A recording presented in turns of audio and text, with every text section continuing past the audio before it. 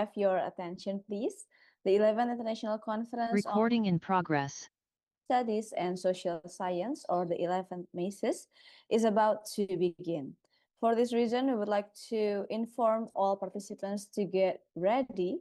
So today we will have the virtual academic presentation session with attendees from around the globe. Hope this 11th MASOS can inspire many scholars and researchers to be actively involved in research and international scientific forum activity. So before we start the program, we'd like to inform you about the general rules during the conference for the virtual participants. So first, ensure your computer sound or volume control is at an appropriate level. You may not hear the conference if it is disabled or turned down. Use a headset or earbud if available to reduce external noise. Identify your Zoom account with your actual name. Use the 11th MASOS Zoom virtual background. The committee will type the link in the chat box. And because later we will have the group photo and documentation. And then stay seated and stay present. Do dress appropriately. Be aware of your surroundings. Do not interrupt other speakers. Do not make distracting sounds or movements. And then next, fill the attendance and later the feedback form, and the committee will type in the Zoom chat box to be eligible for the e-certificate. And then respect.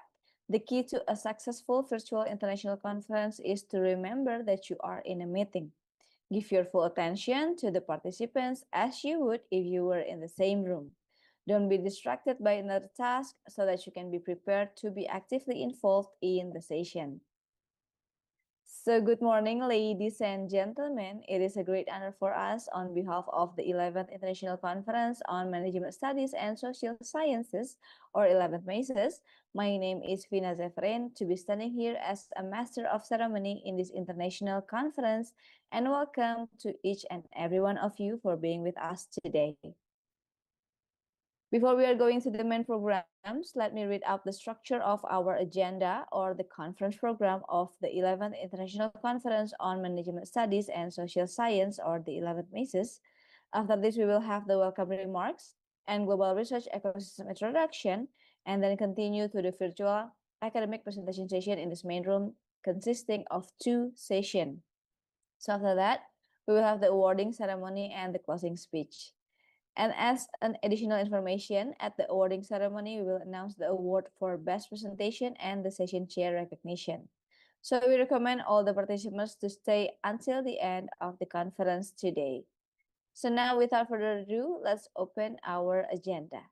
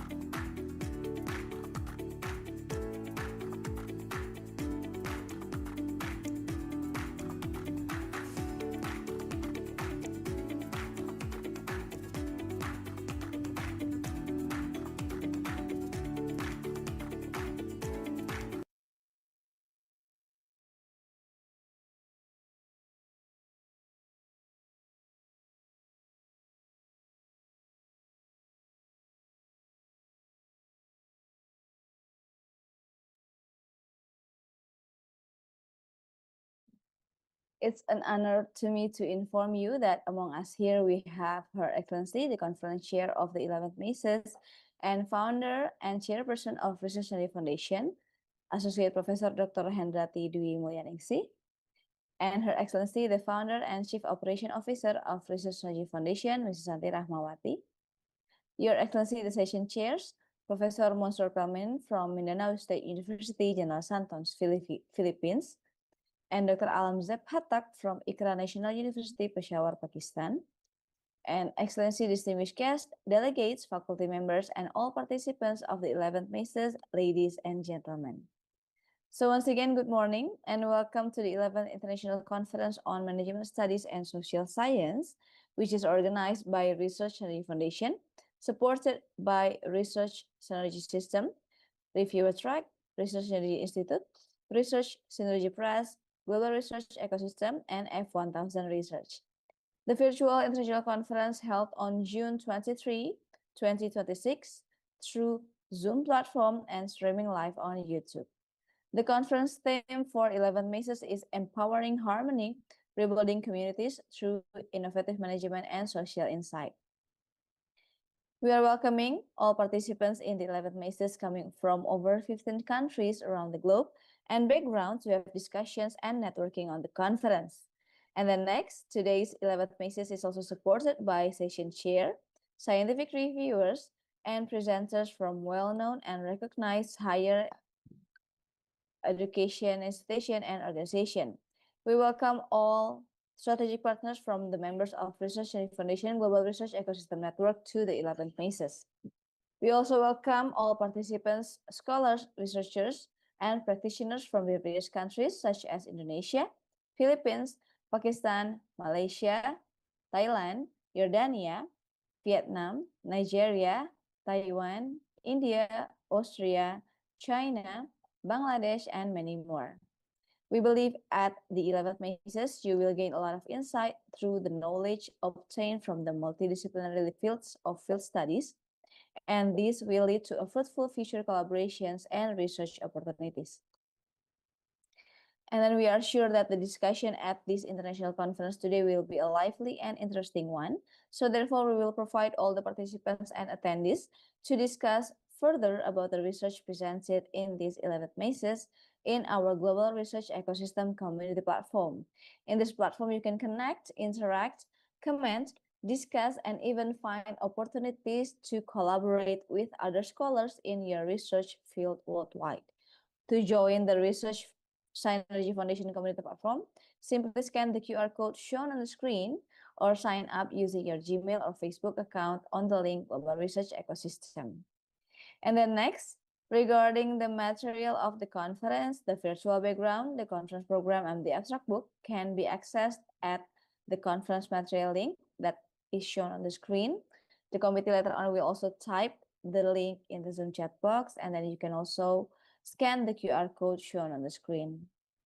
And then next, for the Q&A and e-certificate, Q&A can only be asked via Zoom chat box when or after the speakers have finished delivering their speech. The moderator will arrange as time available.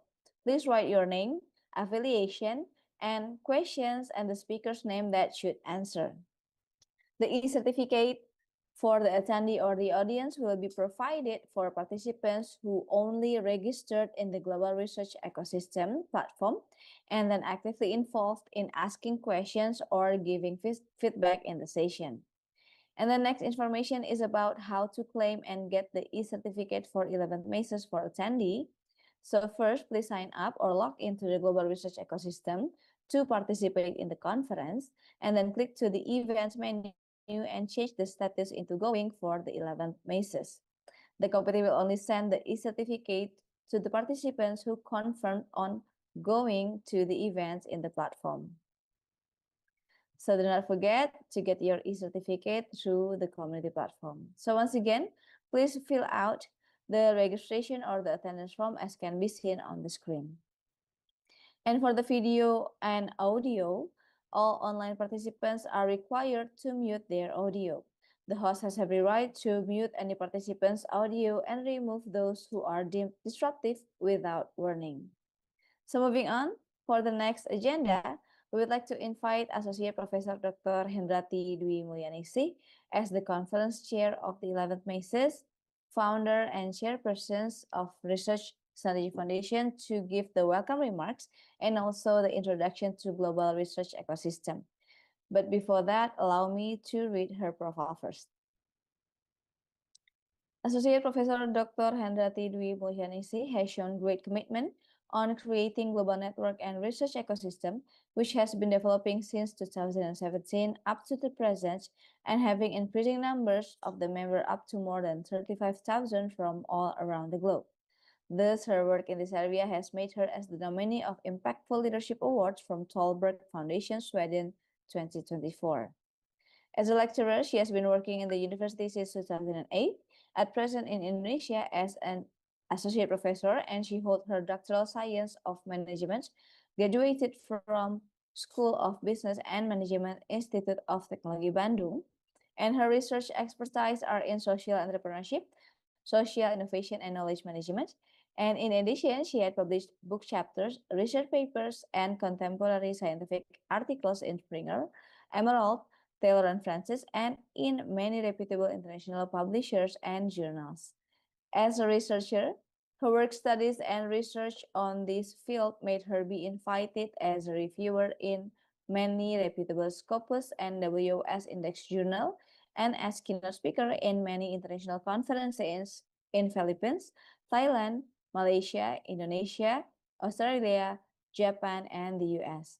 The terrific association between her professional experiences as researcher, lecturer, and certified trainer and coach, combined with her wider horizon on networking in the research area, made her establish the strong commitment on having global learning platform to accelerate knowledge through many workshops and research coaching in Research Synergy Institute as one of the RSF support system. So please welcome Associate Professor Dr. Hendrati Dwi Mulyaningsih. The time is yours.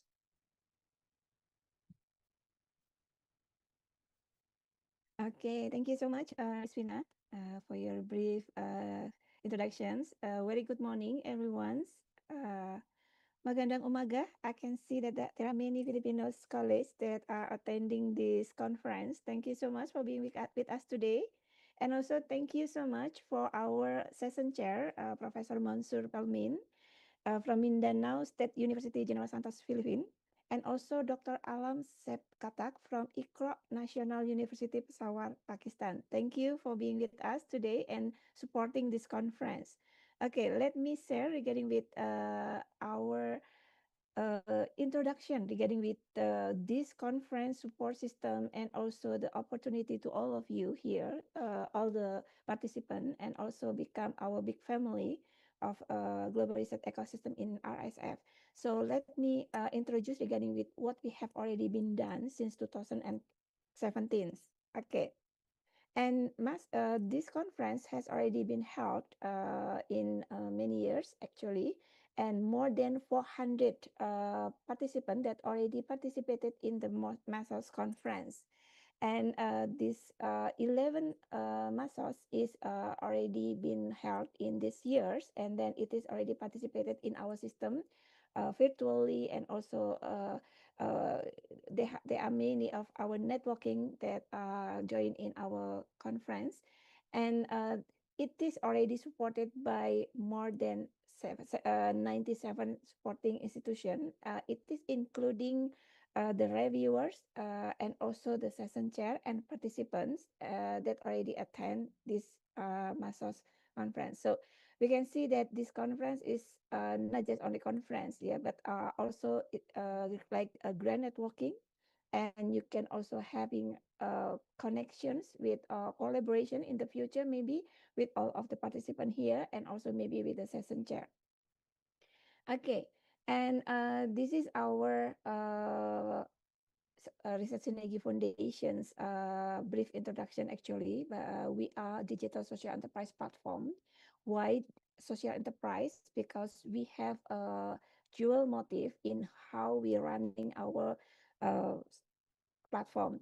So we have social programs, and also we have some kind of program to generate some kind of sustainable, how to sustain uh, our foundations, and we are making any collaboration for the network regarding with how we can embrace our scholars that come from the researchers, and it is not only from the academicians, but it is also come from the government and industry, and also the society. There are many of NGO, non-government organizations, that also join in our programs. And then up to now, we have, since 2017, we have more than 45,000 scholars that already begin. Our beneficiaries or our members, they are come from Asia, Australia, Africa, America, and European continent. So it is represent all the continent actually. And then the increasing number, surprisingly, every years, because we have many programs, as like we have continue or regularly every month, we have international conference, webinar, and also coaching and etc. The increasing numbers every years is more than 5,000 each years. So that's why every years we have more than will be increase, not just only 45,000, but it can be more than 50,000 and etc. maybe in next years. And then there are many various agendas that we are already created and been creating. And we are also invite to all of you to join in our program, not just only for the conference actually, but because there are many programs that we can invite you, and then this is kind of the platform that you can be recognized internationally, and you can be involved in all of this program. And for this conference, I can say that as the conference chair, I can make any report. It is already participated by 10 presenters. And then up to now, we have more than 21,000 members or participants that already participated in our conference. And it is already participated in more than 240 international conference. And it is held not just only virtually like this, but also a hybrid in 15 countries. And then for upholding the integrity of our scientific forum as like this conference, we are supported by our another support system. It's called it Reviewer Track. And if this conference is mainly supported by Scholarvein as our management conference system, and Review Track is the support system of the Scholarvein because we have more than 2,000 scientific reviewer that supported this conference, and this conference is supported by more than 20 scientific review, and it come from many countries also. And then to make enhancement in the quality of applications, and also we have our another stakeholder is called prominent publisher, Taylor and Francis and Emerald. We are also having learning platform. It's called Research Synergy Institute. Since all of the editorial board in all that reputable publisher and also in our own publishing house, they need a lot of requirement regarding with the editorial requirement.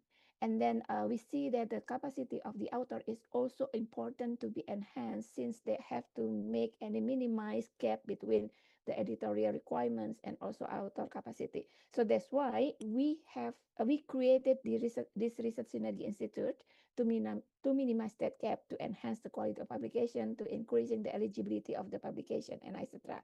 And up to now, we have more than 21,000 participants that already joined in our more than 200 learning and selling programs, as like workshop, webinars, and also coaching.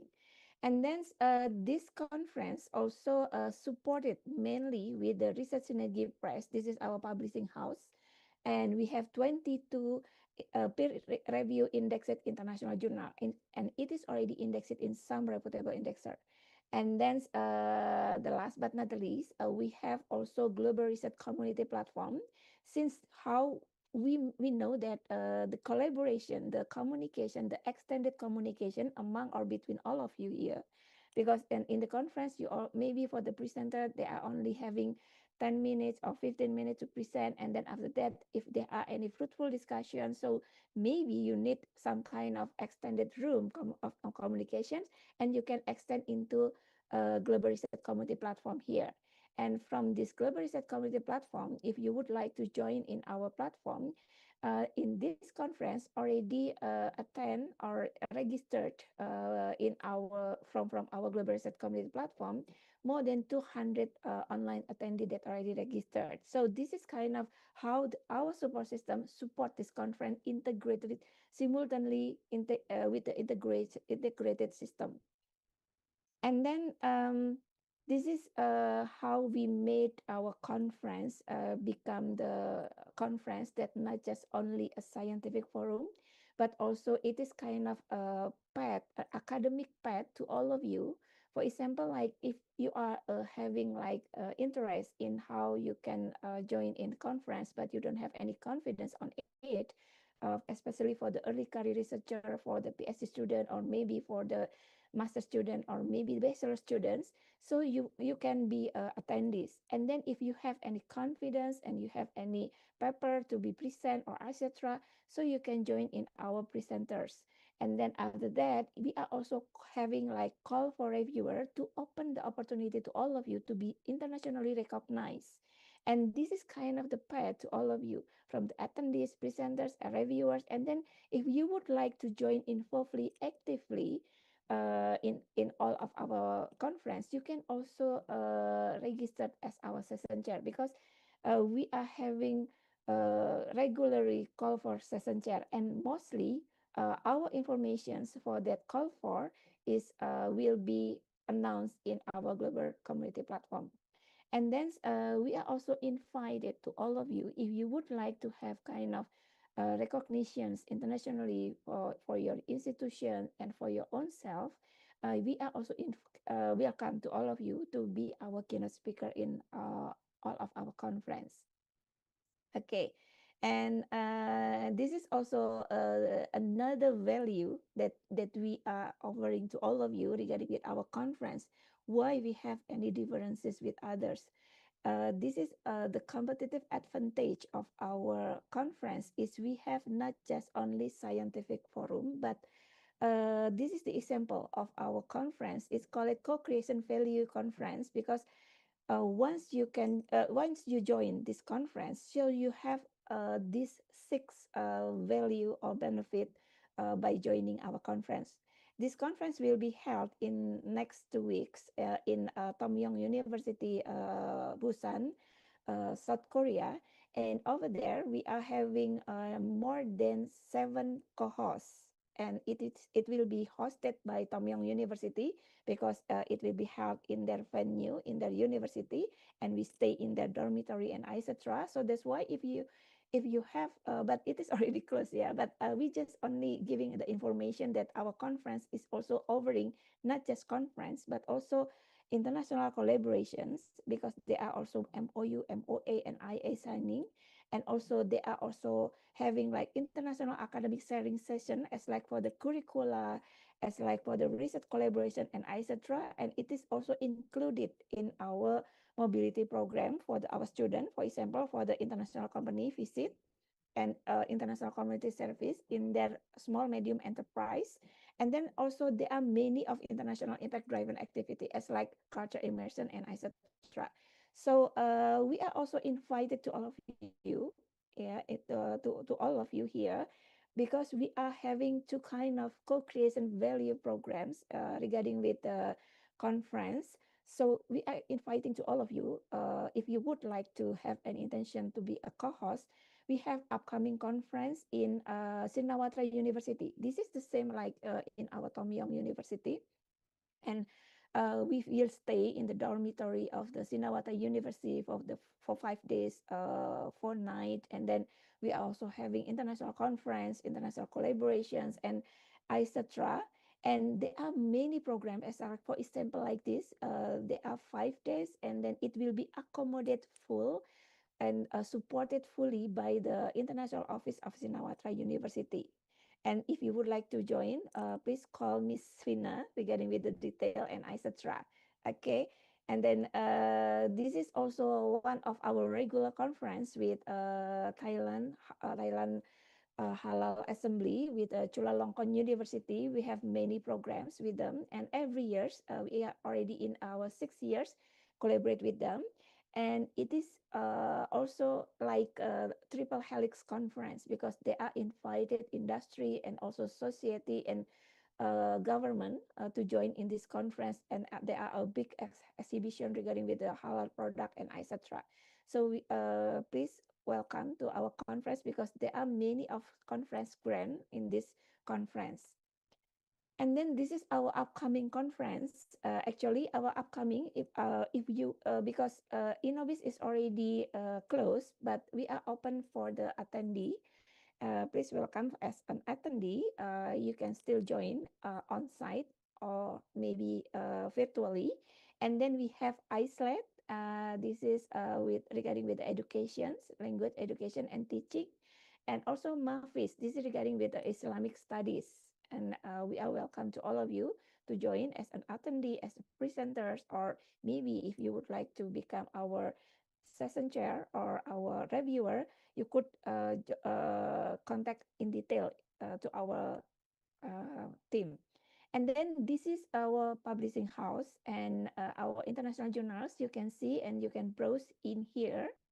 And you can see here there are many of disciplines, and you can find that if it is related with your research interest, you can just ask our team regarding with this one. And for this conference, once you join the conference, so it is including free publication.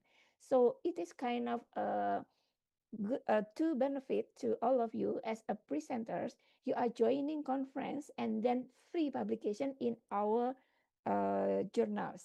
So this is a really good opportunity to all of you, because you will get free publication in all of our uh, journals.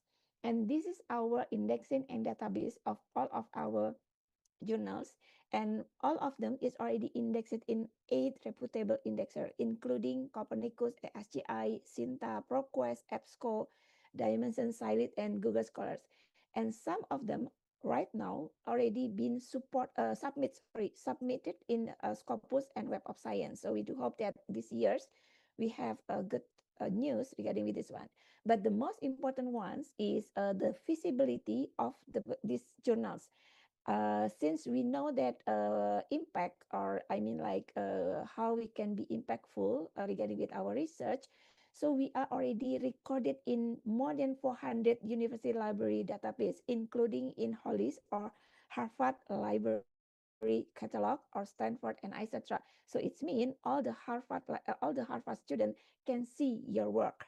So this is a good opportunity regarding with the feasibility of your work, and then um, the opportunity to be cited, and also I can be seen and etc.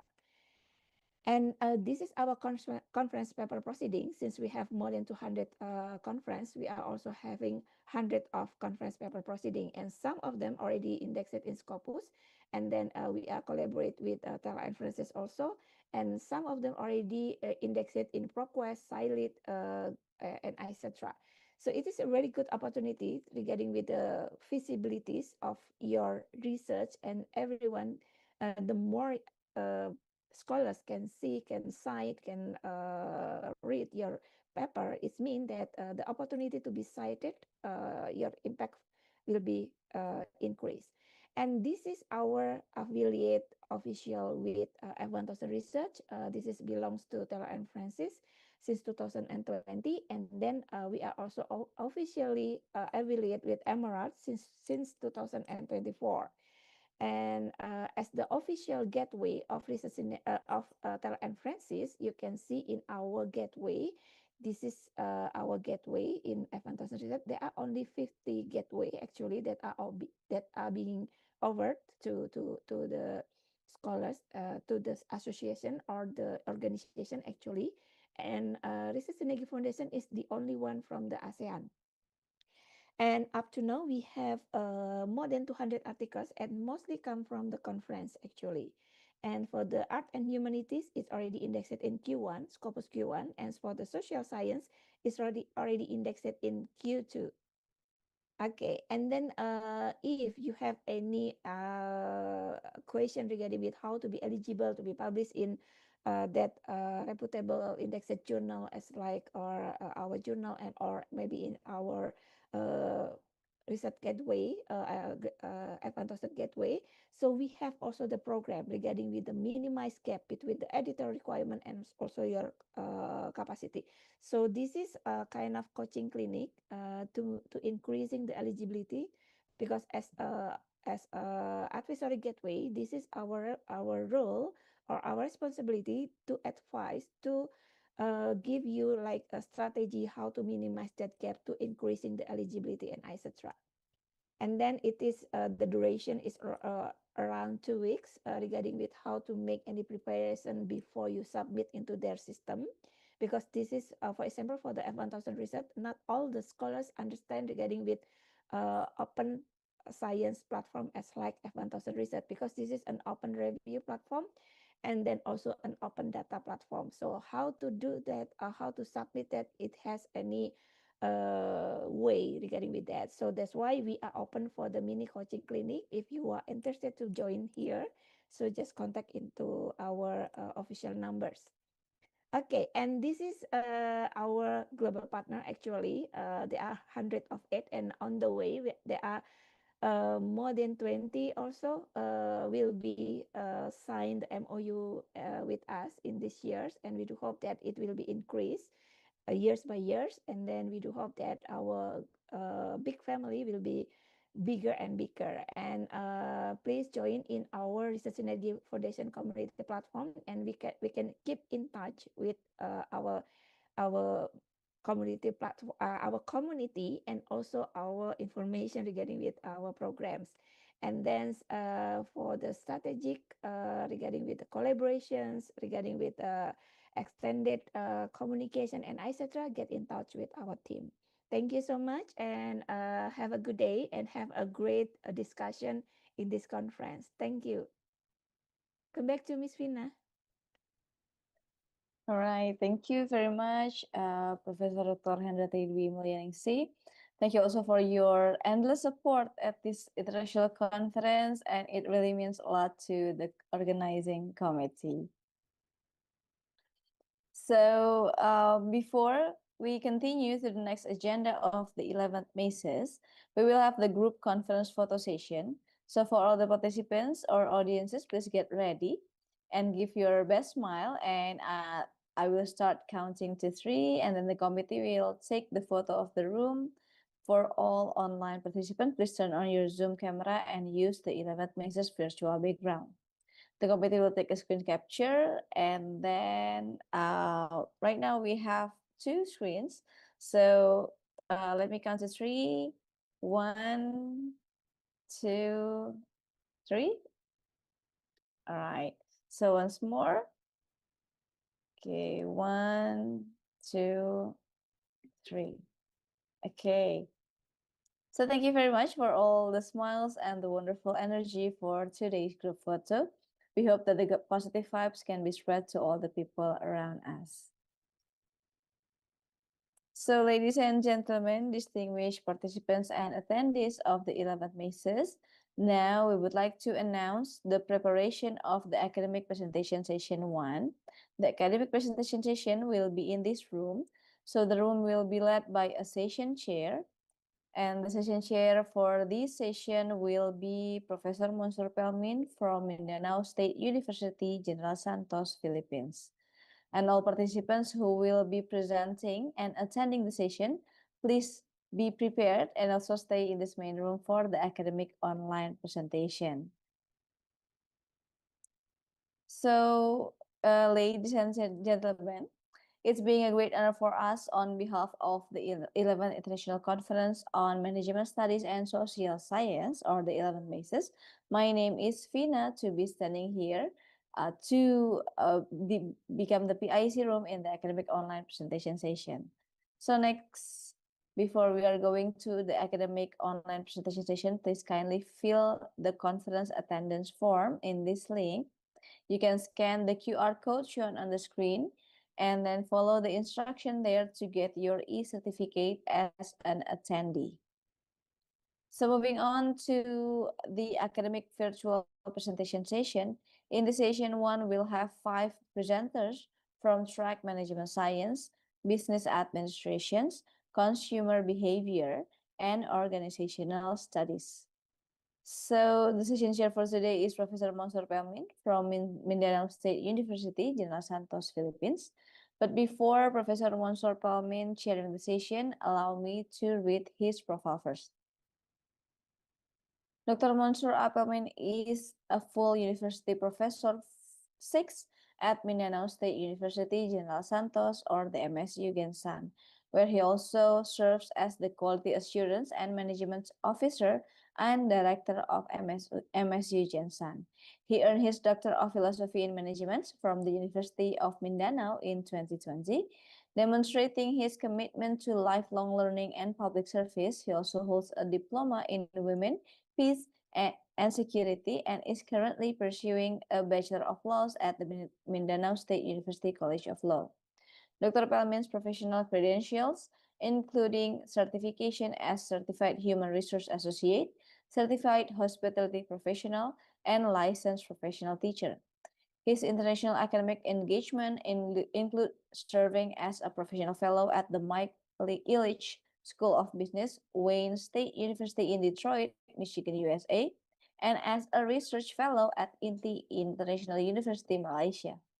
He is likewise an associate member of the National Research Council of the Philippines. His areas of expertise and research interests span quality management, entrepreneurship, organizational development and leadership, and hospitality and tourism management. As an educator, researcher, and academic leader, Dr. Pelmin actively contributes to scholarly advancement, institutional excellence, and the promotion of quality education, fostering innovation and continuous improvement in higher education and community development. So, good morning, Professor Mansour. Glad to Hello, have you here. hello, Fina. Good morning. Yeah, Assalamualaikum warahmatullahi wabarakatuh. Thank you very much for having me. Mabuhay. Good day and welcome to today's session. yeah. Thank you very much, Professor Mansour, for being with us today. So, from now onwards, I will pass the session to be led by you. You may start by reading the guidelines for presentation as shown on the screen. So, please welcome Professor Mansour. All right, thank you very much, Fina. Again, good morning, everyone, and good morning to today's session. My name is Professor Monsur Pelmin from Mindanao State University, General Santos, Philippines, and I have the honor of serving as the session chair today. The guidelines for the presentation, all presenters you have presentation is limited to 10 minutes and 5 minutes for question and answer uh, after each presentation. The Q&A will be facilitated by yours truly. The audience and the co-presenters can ask questions using the chat feature, which will be read by the moderator. Recording of the presentation is allowed, and make sure that you are in a place free of noise to avoid disruption of the presentation. Will help the presenter give the presentation that they deserve by not talking, eating, drinking, or engaging in any activities that are uncalled for during the presentation. So I think that's it. That's the guidelines for the presentation. And for us to start the presentation today, as a quick reminder, we are using the Jakarta time, and we are exciting to have a lineup of 5 papers spanning management science, business administration, consumer behavior, and organizational studies. And to assure everyone that we have adequate time, again, I have already read the guidelines for the presenter. There will be Q&A. Let's mute our microphones. And this is the time for our researchers, our presenters, to share their insights and their research. Let's welcome the first research presenter with the title Supply Chain Strategic Fit Analysis of Digital Product, and that is easy at PT Telkom Indonesia. Let's welcome our presenter, Raman Shabrina. You may now start. Okay, thank you, Mr. Professor Mansour, as the session chair of the session. Good morning, distinguished chairperson, and also all honorable researchers, also all the participants of 11th MASOS. Assalamualaikum. My name is Rahma Sabrina from Indonesia. I'm going to present my paper. I'm going to share screen first. Okay, today I'm going to present my paper research with title Supply Chain Strategic Fit Analysis of Digital Product, and that's easy at PT Telkom Indonesia. So the background of the study is currently the telecommunication company is rapidly changed because of the AI and the rapid technology change in the industry. So to make sure that my company, Telkom Indonesia, survive this change of this disruptive era, we are trying to move from the original telecommunication company into digital telecommunication company by selling a new product called Antares Easy. So what is Antares Easy and why there is a research problem in this paper? Currently, Antares Easy was a smart CCTV that was bundled with internet services from Telkom Indonesia. But current situation, our company spent a lot of logistic costs and also the bundling process of product of CCTV and internet is not delivered in one time.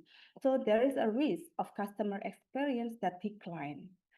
So in this case, I'm going to try to combine to make sure that current supply chain strategy in Indonesia, in Telkom Indonesia, is fit with the product characteristic. I'm going to share about my research methodology in this paper. I'm going to use the study use single case study approach to evaluate strategic alignment between the product characteristic and supply chain strategy of Antares Easy. I'm going to collect information from 8 experts, internal Telkom Indonesia, that shares 2 different perspectives from strategic level, and the second one is from operation level. As the framework, I'm going to analyze what is the characteristic product of Antares Easy, and then what is the supply chain strategy that is currently implemented in Antares Easy. After that, I'm going to calculate the strategic fit index to make sure is the current strategy is fit or not. And then I'm going to identify the strategic gap to analyze what kind of opportunity for improvement that I can implement it in the company. And then I'm going to make the prioritization of improvement for action. Next is, this is the data that I'm collect by 8 expert. Each expert going to score or giving score for product characteristic, and conclude of this slide is the current product characteristic of Antares Easy is hybrid innovative. It's not totally digital because it still have a physical CCTV, but it's also bundling with cloud storage and also internet that is digital. And the current supply chain strategy that is given scores by the experts, current score is 6.88, which means the current supply chain strategy is over responsive. It's in line with the first slide, which currently my company is spent a lot of logistic costs for this product. We need to do some efficiency to make sure that there is no exceeded cost for logistic or supply chains. This is the main slide of the research. So what is the strategic fit score for Antares Easy? Current score is 1.31, which means that the score is above the strategic fit zone, which is 1.20. That indicates that current strategy or the current supply chain strategy that was implemented in Telkom Indonesia didn't fit or not fit, or we can call it misfit for the product Antares Easy. That's the reason why there is a lot of issue, there is strategic gap in this product. The first strategic gap or the first gap or issue that was happening in the company is fragmented fulfillment process. The second one is cross-functional misalignment. There is different perspective of each person in the company, especially in strategic or in the operational. And low visibility and data integration. In supply chains, everyone needs to know the clearance of data. But currently in Telkom Indonesia, in each sub company or in each subgroup, we cannot see each other's data. So there is a misalignment in there. And over responsiveness, because currently our company spend a lot of money for supply chain, for logistic, Antares easy. So we are going to some recommendation, such as integrating data and then strengthen cross-functional group, build integrated dashboard, and shift to selective responsiveness to make sure that everything go efficiently. The key contribution and future research.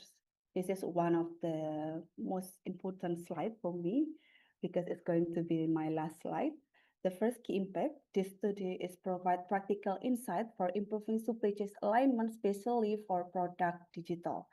A lot of people do research for supply chains, but it's mostly for manufacturing or fast-moving customer goods product. But there's not much of digital product being researched with supply chain strategy. The limitation, the study focused on a single digital enterprise, Antras Easy, within one company, PT Telkom Indonesia, and relies on expert-based assessment. Maybe in the next research, we can include customer viewpoint in the research. And originality, the study extends Fisher's strategic fit framework beyond its traditional manufacturing context into digital enterprise IoT service environment. The research developed and adapt assessment instrument that translate manufacturing-oriented strategic fit attributes into digital service dimensions such as fulfillment integration, service responsiveness, provisioning process, and cross-functional product coordination. Furthermore, the study integrates a relationship matrix approach inspired by House of Risk to prioritize improvement action based on identified strategic gaps. Thank you for everyone. I hope that it's not exceeded 10 minutes time. I hope to see a lot of feedback from all the honorable researchers in here. I will give it back to session chair, Professor Munir. All right, thank you very much, Rama, for that very interesting topic. Let us hear questions or let us have questions from the floor.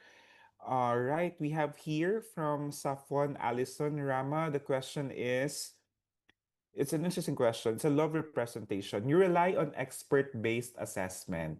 And how did you select the experts? And what made them experts? Do you think you get different result if you obtain customer perspectives? Yeah, thank you, Professor. I'm going to answer this lovely question because it's actually concerning me also. And I also asked my mentor, Professor Newman, about this specific question too. So the expert that chosen is C-level. It's including two different perspectives. So, I mean, it's not going to have the same view of the product. First is strategical view. People with a management view, maybe they're going to focusing on money oriented. And the second one is operational. They go to the customer, they do the installation, and everyone is above manager level with minimum 8 years experience. And the second question, do you think you get different result if you obtain customer's perspective? Of course, yes. Because sometimes when we gather information for customer, we also got some good information and feedback for our services. It's going to be not only about supply chain perspective, but end-to-end provisioning and also customers' journey is going to be given feedback from a customer. So probably there will be a differentiation from current result with result if I conclude from customer view. Thank you very much, Rama. And another question from Joseph from the Philippines. How does Antares Easy fit into Telkom Indonesia's overall digital strategy? Okay, this is interesting question because currently I also working in Telkom Indonesia for around 8 years.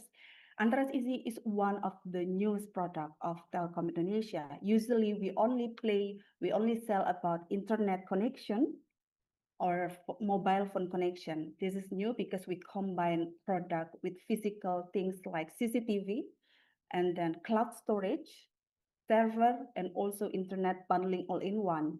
but overall, Android Easy is fit because we are the biggest telecommunication company. We have the infrastructure on it, but the minus one is because we didn't analyze is the currently fit or not. So currently is overall the digital strategy is good but not perfect because we still have assessed or over budget.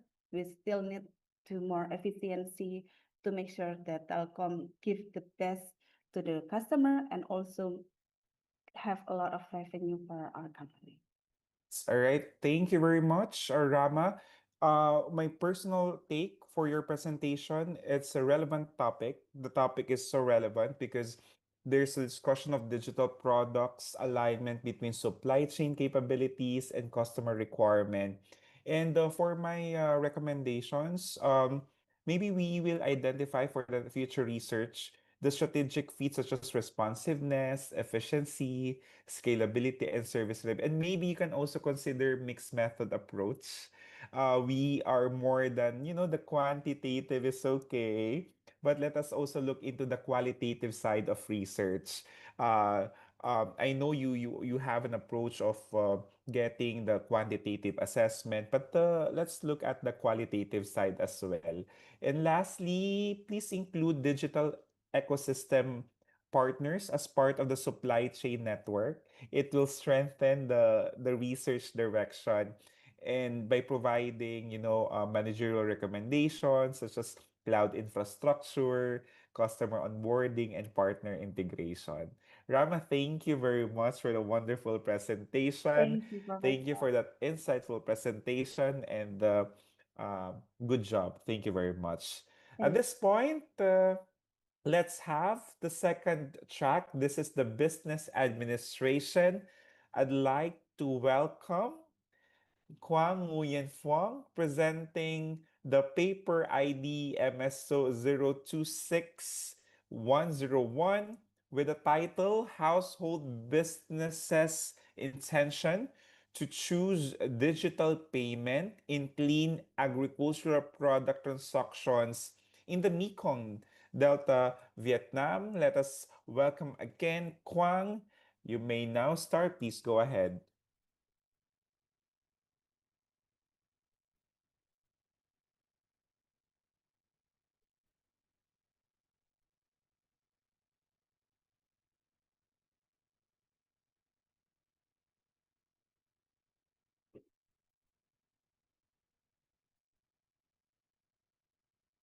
Thank you so much.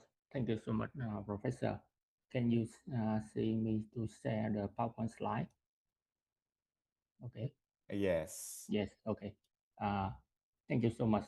And thanks for the opportunity to present my study. My title of my research is Household Business Intention to Choose Digital Payment in Clean Agricultural Product Transaction in the Mekong Delta, Vietnam. And today I would like to present about this topic in introduction. Digital payment and digital transformation is rapidly changing business activity around the world. Digital payment. Mr. Kwang, Yes. Yes. can you make the PowerPoint into a full slideshow so we can see because it is cut. Yes. Yes. I will. I will to share. Can you see the PowerPoint slide? Uh, then change into the slideshow full screen.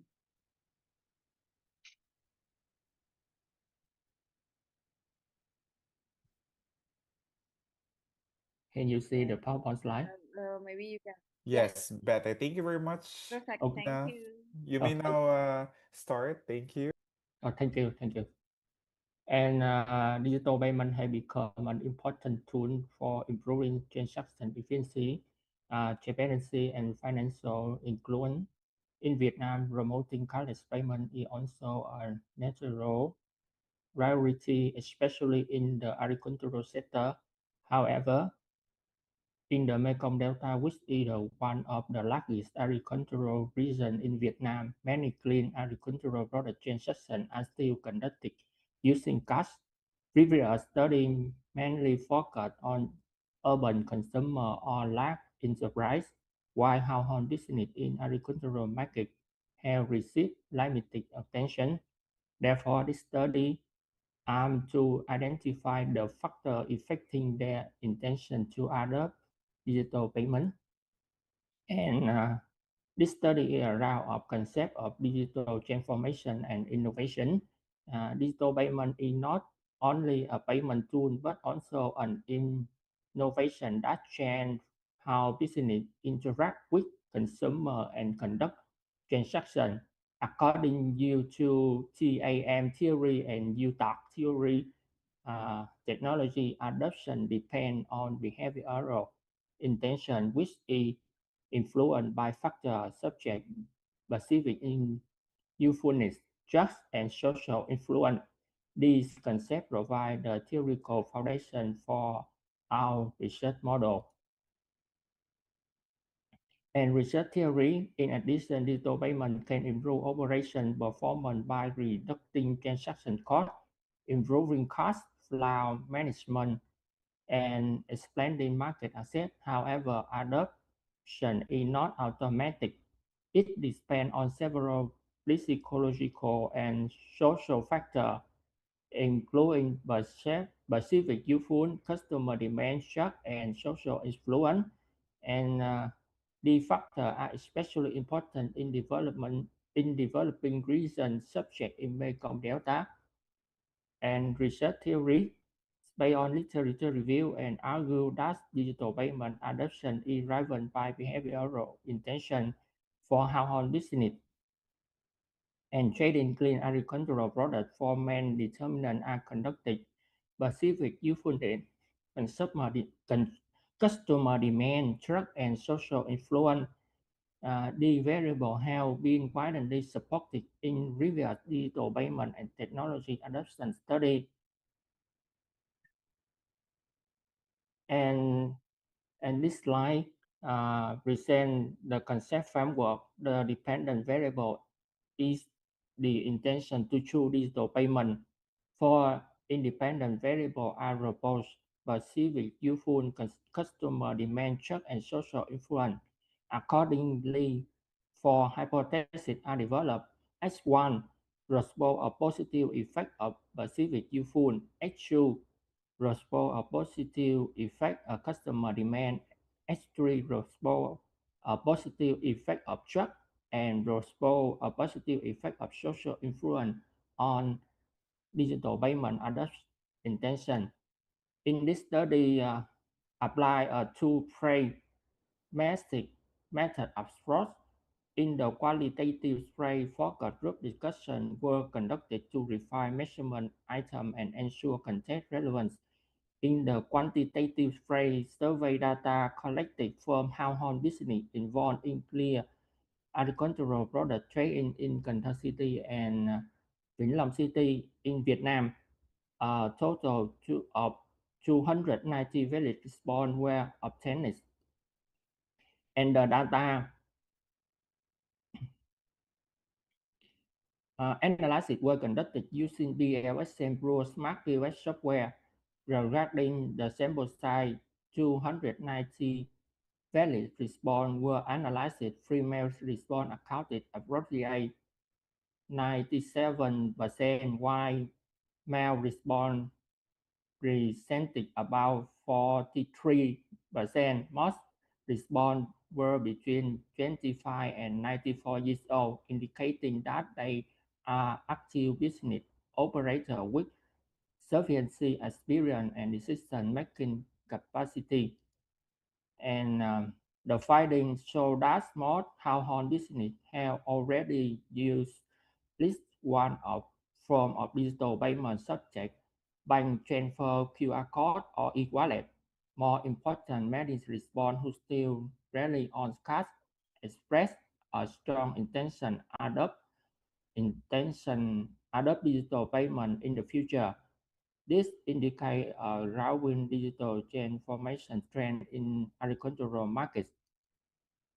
And the measure model demonstrates satisfactory reliability and validity on factor loading accept the recommended threshold of 0.70 composite reliability value are about 0.88. Determinant validity is also achieved based on AT&T criteria. Overall, the measurement model statistically reliable and sustainable for further structural analysis. This slide presents the main finding of the study. The structural model shows strong explanatory power with an R-square values on hypothesis relationship are statistically significant, and these findings suggest the traditional habit and established community practice may slow down digital transformation among household business in the Mekong Delta. Therefore, shock immersion is the most critical factor in encountering digital payment adoption and conclusion and application. In conclusion, this study confirmed that job perceived with youthful customer demand and social influence significantly influence the intention to adopt digital payment. Trust is identified as the stronger determinant. The findings contribute to technology adoption literature and extending digital payment research into the context of clean agricultural product transaction. From a practical perspective, policy maker and service provider should focus on improving trust, transparency, and perceived benefit while expressing traditional behavioral barriers. For future study may explain the sample to other reasons and include additional institutional technology factor. Thank you very much for your attention. I welcome your question and comment. Thank you so much, Doctor and everyone. All right. Thank you very much, Kwang, for that presentation. Another highly relevant topic because of the discussion of increasing digitalization in agriculture. We now welcome questions um, from our friends. Do you have any questions about the presentation?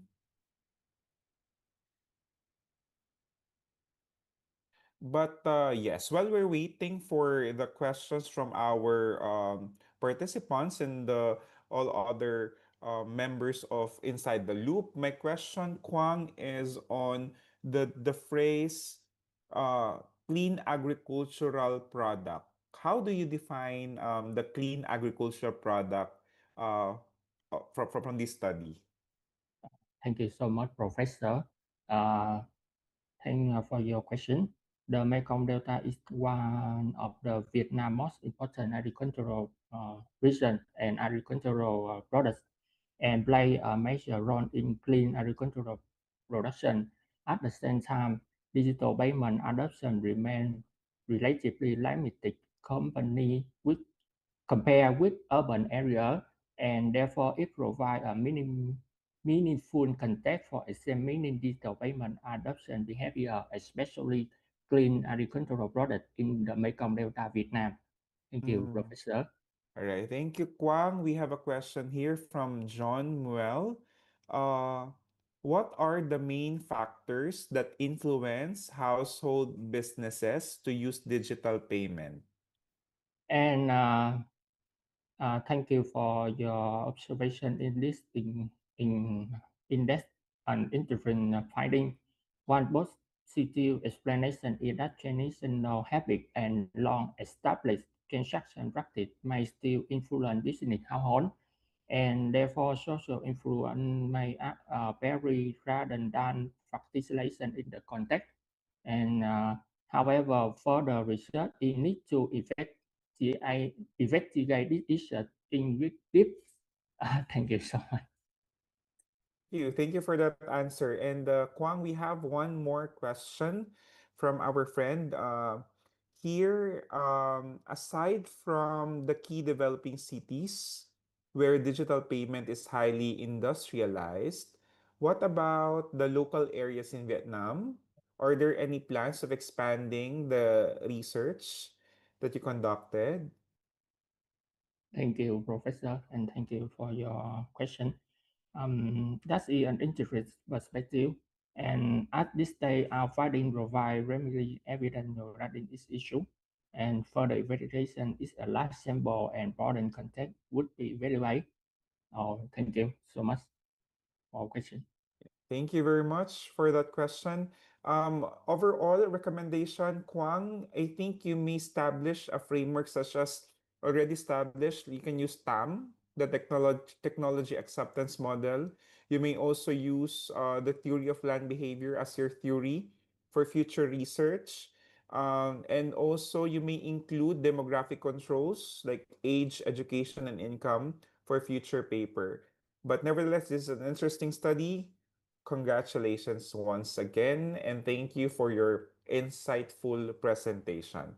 Let us now proceed. Thank you very much, Kang. Let us now proceed to the next paper presentation, and let's move into consumer behavior track. Our first presenter for the consumer behavior track is Megan Corpus with a paper titled Behavioral Drivers to Circular Consumption, an integrated TVP CBBE approach to food MSME consumer behavior. Megan, please take it away. All right. Can you hear me well? Thank you so much, Professor, for the introduction. So I'll just go ahead and share my screen. Mm, Okay. Test, two. Sorry, it's been a while since I've been using Zoom, so it might take me a while. All right. Can you see my screen now? Yes. Right. So, good day, everyone. Let me just introduce myself again. I am Megan from Mindanao State University Iligan Institute of Technology here in the Philippines. And today I will be presenting my study entitled From Behavioral Drivers to Circular Consumption, an integrated TPB or Theory of Planned Behavior and Consumer-Based Brand Equity Approach to Food MSME Consumer Behavior. Um, this study focuses on how consumers respond to circular-oriented food MSMEs, particularly how behavioral factors and brand equity shape purchase and post-purchase circular practices. So, circular economy is an emerging concept that shifts consumption away from the usual take, use, dispose pattern. It encourages waste reduction, reuse, recycling, and resource circulation. So, in the food MSME sector, circularity does not depend only on what businesses do. It also depends on consumers who choose sustainable food businesses and continue circular practices after purchase. This study is very important because in developing markets, such as here in the Philippines, sustainability competes with very practical concerns such as price, convenience, food quality, and brand trust. And consumers may support sustainability in principle, but actual behavior may depend on whether circular practices are easy, credible, and valuable to them. So, for this reason, the study examines circular consumption as a consumer behavior shaped by psychological drivers and brand based evaluations. So the main objective of the study was to quantitatively examine circular consumption behavior among food MSMEs consumers in selected cities in northern Mindanao. Specifically, the study tested how theory of planned behavior drivers influence consumer-based brand equity dimensions.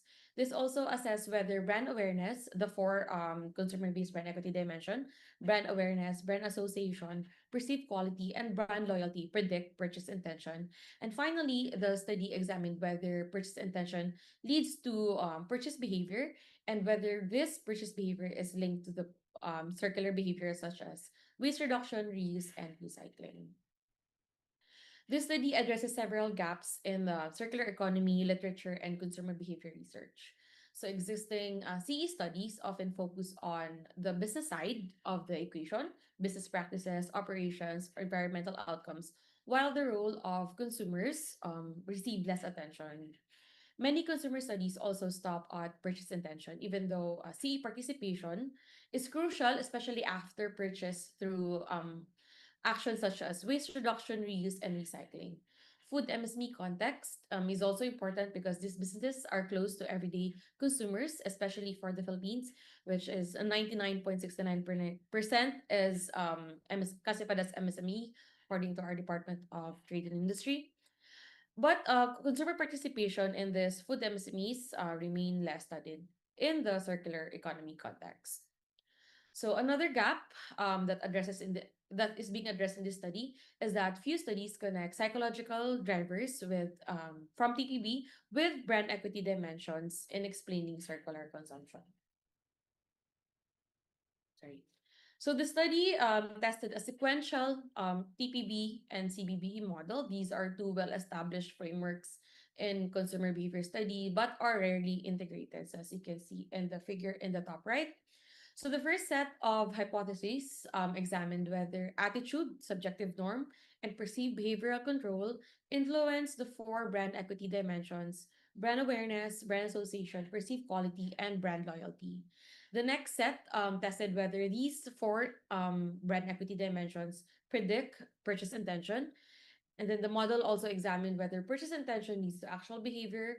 And finally, purchase behavior tested as a predictor of three post-purchase circular behavior: waste reduction, reuse, and recycling.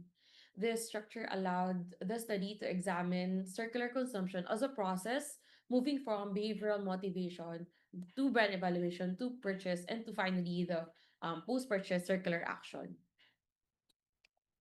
Sorry. All right. So the study uses a cross-sectional quantitative survey design. The respondents were 330 food MSME consumers from selected developing cities in Mindanao, Philippines. Sample method employed was quota sampling to support representation across the study locations. To qualify, respondents had to be at least 18 years old and must have purchased from food MSMEs at least twice in the past 6 months. The research instrument was pilot tested and had Likert scale questionnaire after obtaining ethics clearance from MSU IIT and informed consent from the respondents. For data analysis, the study uses partial least squares structural equation modeling, or PLS SEM, using smart PLS as a tool. Right. For data analysis, before model testing, so data were screened and prepared. Descriptive statistics were used to summarize respondent profile and construct responses. PLS-SM was then used through Smart PLS to test the hypothesized TPB-CPB model, the pathways. Measurement model was assessed through indicator reliability, internal consistency, convergent validity, and discriminant validity. Then finally, the structural model was assessed through path coefficient, significance level, collinearity, explanatory power, and predictive relevance. So for assessing the measurement model, so the measurement model showed accepted requirements: indicator loadings, Cronbach alpha, CR, and EVE were within acceptable thresholds according to Hare in 2019, supporting reliability and convergent validity. So Fornell, Lacker, and HTMT results confirm discriminant validity. For the structural model, BIF values range from 1.00 to 2.384, showing that collinearity was not a concern. And then the R-square results show that moderate explanatory power for purchase intention and purchase behavior. And then among the circular outcomes, waste reduction had the highest explained variance, followed by recycling and reuse. And then finally, all square values were above zero, supporting the model's predictive relevance. Right, so going into the hypothesis, the actual hypothesis testing. So first set of hypotheses, H1 to 4. For attitude, the results were only partially supported. A favorable view of sustainability did not consistently build brand equity. It mattered mainly when circular practices were connected to both to just product quality. And then for subjective norm, it significantly influenced all CBBE dimensions. This means that social influence, such as family, peers, community support, and the society in general, helps strengthen awareness, association, perceived quality, and brand loyalty towards circular food MSMEs. And then perceived behavioral control also significantly influenced all four brand equity dimensions. So when consumers felt that circular choices were easy, acceptable, and within their control, their brand evaluations become more stronger. For the CBB dimensions, only perceived quality and brand loyalty significantly predicted purchase intention. On the other hand, brand awareness and brand association were not enough to move consumers towards purchase intention. And then in the latter part of the conceptual framework, purchase intention strongly predicted actual purchase behavior, showing that motivation translated into observable buying action. And finally, purchase behavior significantly predicted waste reduction, reuse, and recycling, with the strongest effect on waste reduction. So summarizing the key findings of this study, so the findings show that circular consumption is not driven by sustainability attitude alone. Consumers may view sustainability positively, but this does not automatically strengthen brand equity or lead to purchase. So instead, stronger behavioral drivers for strong social norms and perceived behavioral control. It was more relevant in shaping brand equity perceptions. Consumers were more responsive when circular practices were socially supported and easy to perform. The study was also found to have perceived quality and brand loyalty as stronger predictors of purchase intention rather than the visual cues, such as brand awareness and brand association. This suggests that visibility and sustainability claims or messaging may help consumers notice a food SME, but it is not enough to secure purchase or to move towards purchase. Consumers still look for quality as their top motivator, trust, value, and positive experience. So finally, the pathway from intention to purchase was strong, and purchase behavior was linked to all three circular practices, especially waste reduction. So to conclude, the study supports relevance of integrating both models, the theory of planned behavior and consumer-based brand equity, and examining circular consumption among food MSME consumers. And circular consumption can be understood as both a behavioral and brand-based decision. These findings also suggest that social influence and perceived behavioral control matter more when circular practices are visible, supported, and easy to perform. And perceived quality and brand loyalty drive purchase more than brand awareness alone. And for food MSME, sustainability should be linked with convenience, food quality, affordability, trust, and repeated purchase value. As for the uh, post-purchase circular actions, waste reduction may serve as the easiest entry point for circular practice, while reuse and recycling require stronger participation systems. And findings are limited to consumer perceptions only, selected Northern Mindanao cities, quota sampling, and self-reported data. And as a recommendation, future research may test the model across other MSME sectors, wider locations, and longitudinal settings to follow through the actual consumer behavior. Right. Thank you so much. So thank you, and I much welcome your questions. All Thank right, you. thank you very much, Megan, for that presentation. A very strong paper, theoretically strong paper because it combines TBP and CBBE. I have one question for you. Go ahead. Go ahead. Yes. How can food MSME translate your findings into practical marketing and sustainability strategies to encourage circular consumption? Oh, okay. So for the food MSMEs, this study also actually suggests practical implementations. So stemming through the findings of the study that perceived quality and brand loyalty were the stronger predictions among all of the four brand equity dimensions. So it also suggested that food MSMEs may build on through that lens to focus on strengthening their product quality, giving like consistent customer experience and fostering through the loyalty through the consumers. It's interesting. There's a comment here. You've done a very good job in terms of the presentation and established methodology. Question from Joseph. Are you aware of digital payment methods such as the mobile wallets or QR payments? Uh, Yes, I am aware, but the digital payment methods were not considered a variable in this particular study. Yeah. And Megan, in addition to my question earlier, additional comment would be a stronger discussion of the integration because we need to clearly justify the conceptual framework as Ah, you researcher. There's a strong clarity of the role of the CBBE, the yes. suggested TBP variables, and there's also a strong, your paper has a strong it bridges sustainability, marketing, and consumer behavior literature. That's one good thing about your paper.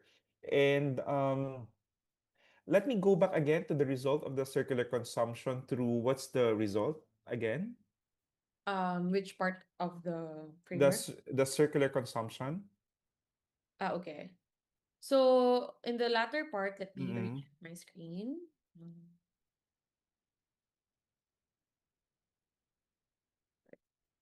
Can you see it now? Sorry.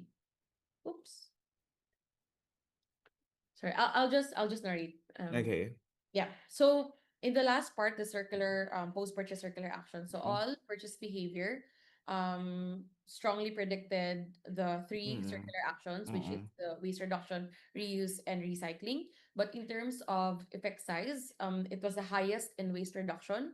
So it shows that it was the easiest for the consumers to perform on their own, while reuse and recycling, as we all know, need stronger institutional support like recycling facility systems or motivations in your local society. Yeah. And as a researcher, what explains this result? Um, Sorry, I didn't understand the Yeah, question. as a researcher, what explains this result? Can you elaborate more? Yeah, Sorry. so based on the result, there are behavioral drivers examines, and there are variables that have strongest Mm. influence on consumer circular consumption decisions. And what explains the result of the study? What do you mean? What explains? Sorry. Nagulat ka ba? Yeah, I mean, I think it's a phrasing of the question. Sorry, what explains? Yeah, what explains the result? Did you expect the result? Are you expecting that it would be the result of the study? Ah, Because yes. yes, as a researcher, we have already a predetermined. Hopefully, Yes. this will be the result. Ah, yes. Okay, now I get it. Okay. So yes, it is along the established knowledge in existing literature. So it was an expected result. Just to share further that this is a part of my bigger dissertation study that is a mixed method approach with the qualitative components. So for today, I presented the quantitative result, but just to share further in my qualitative study, it does explain deeper on what motivates the consumers to like practice waste reduction more rather than reuse and recycling. But yes, it is an unexpected result based on existing literature. Thank you very much, Megan. Thank you for So that much, Professor. interesting presentation. We are done with our third presentation. Let us proceed to the next presenter. Again, thank you very much, Megan, for that presentation again. And we are all learning. We are very excited from different presentations this morning. And at this point, let us proceed to the first. Um, Let us now proceed to our final track. This is organizational studies. We have two presentations for this track, organizational studies track. And let's start with our first paper. I would like to call upon Eugene Balandan for a paper titled Accounting and Record Keeping Practices Among Accredited Student Organizations, APLSM Analysis of Multi-Dimensional Constructs and Structural Relationships. Eugene, you may begin. Good day, everyone.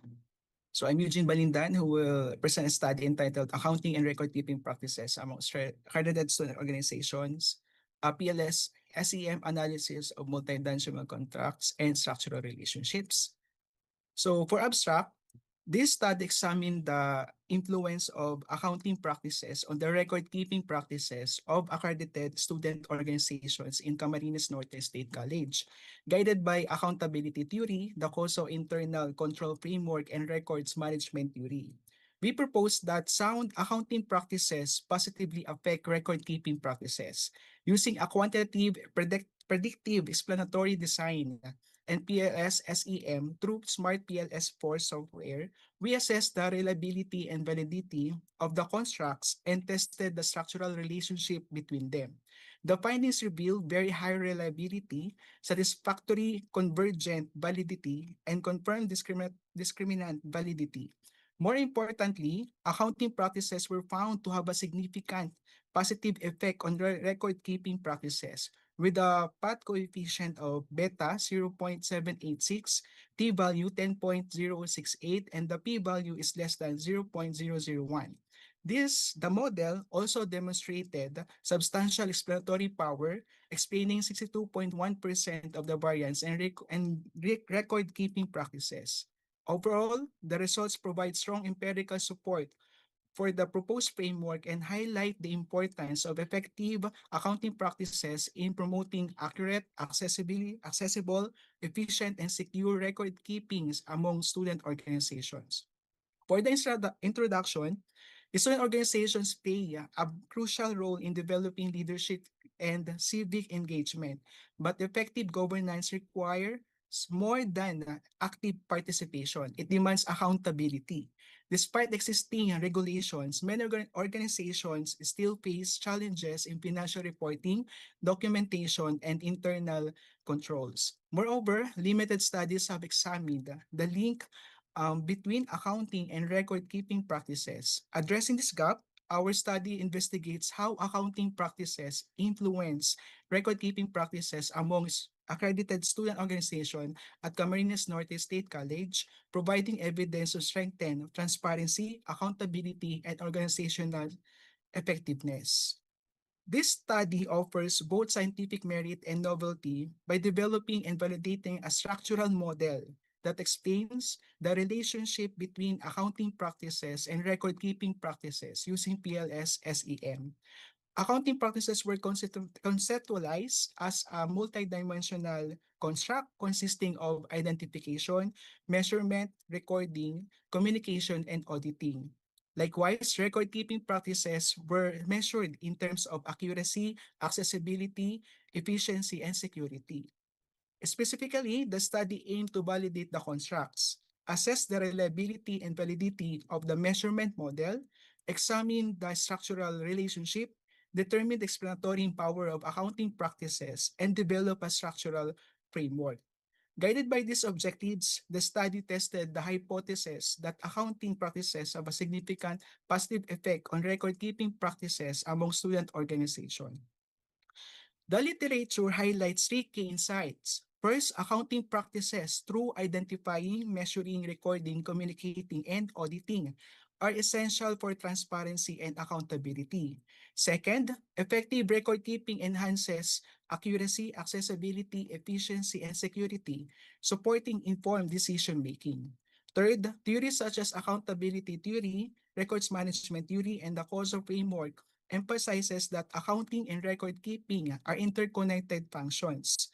However, limited empirical evidence exists on their relationship among student organizations, highlighting the need for the study to strengthen governance, accountability, and organizational effectiveness.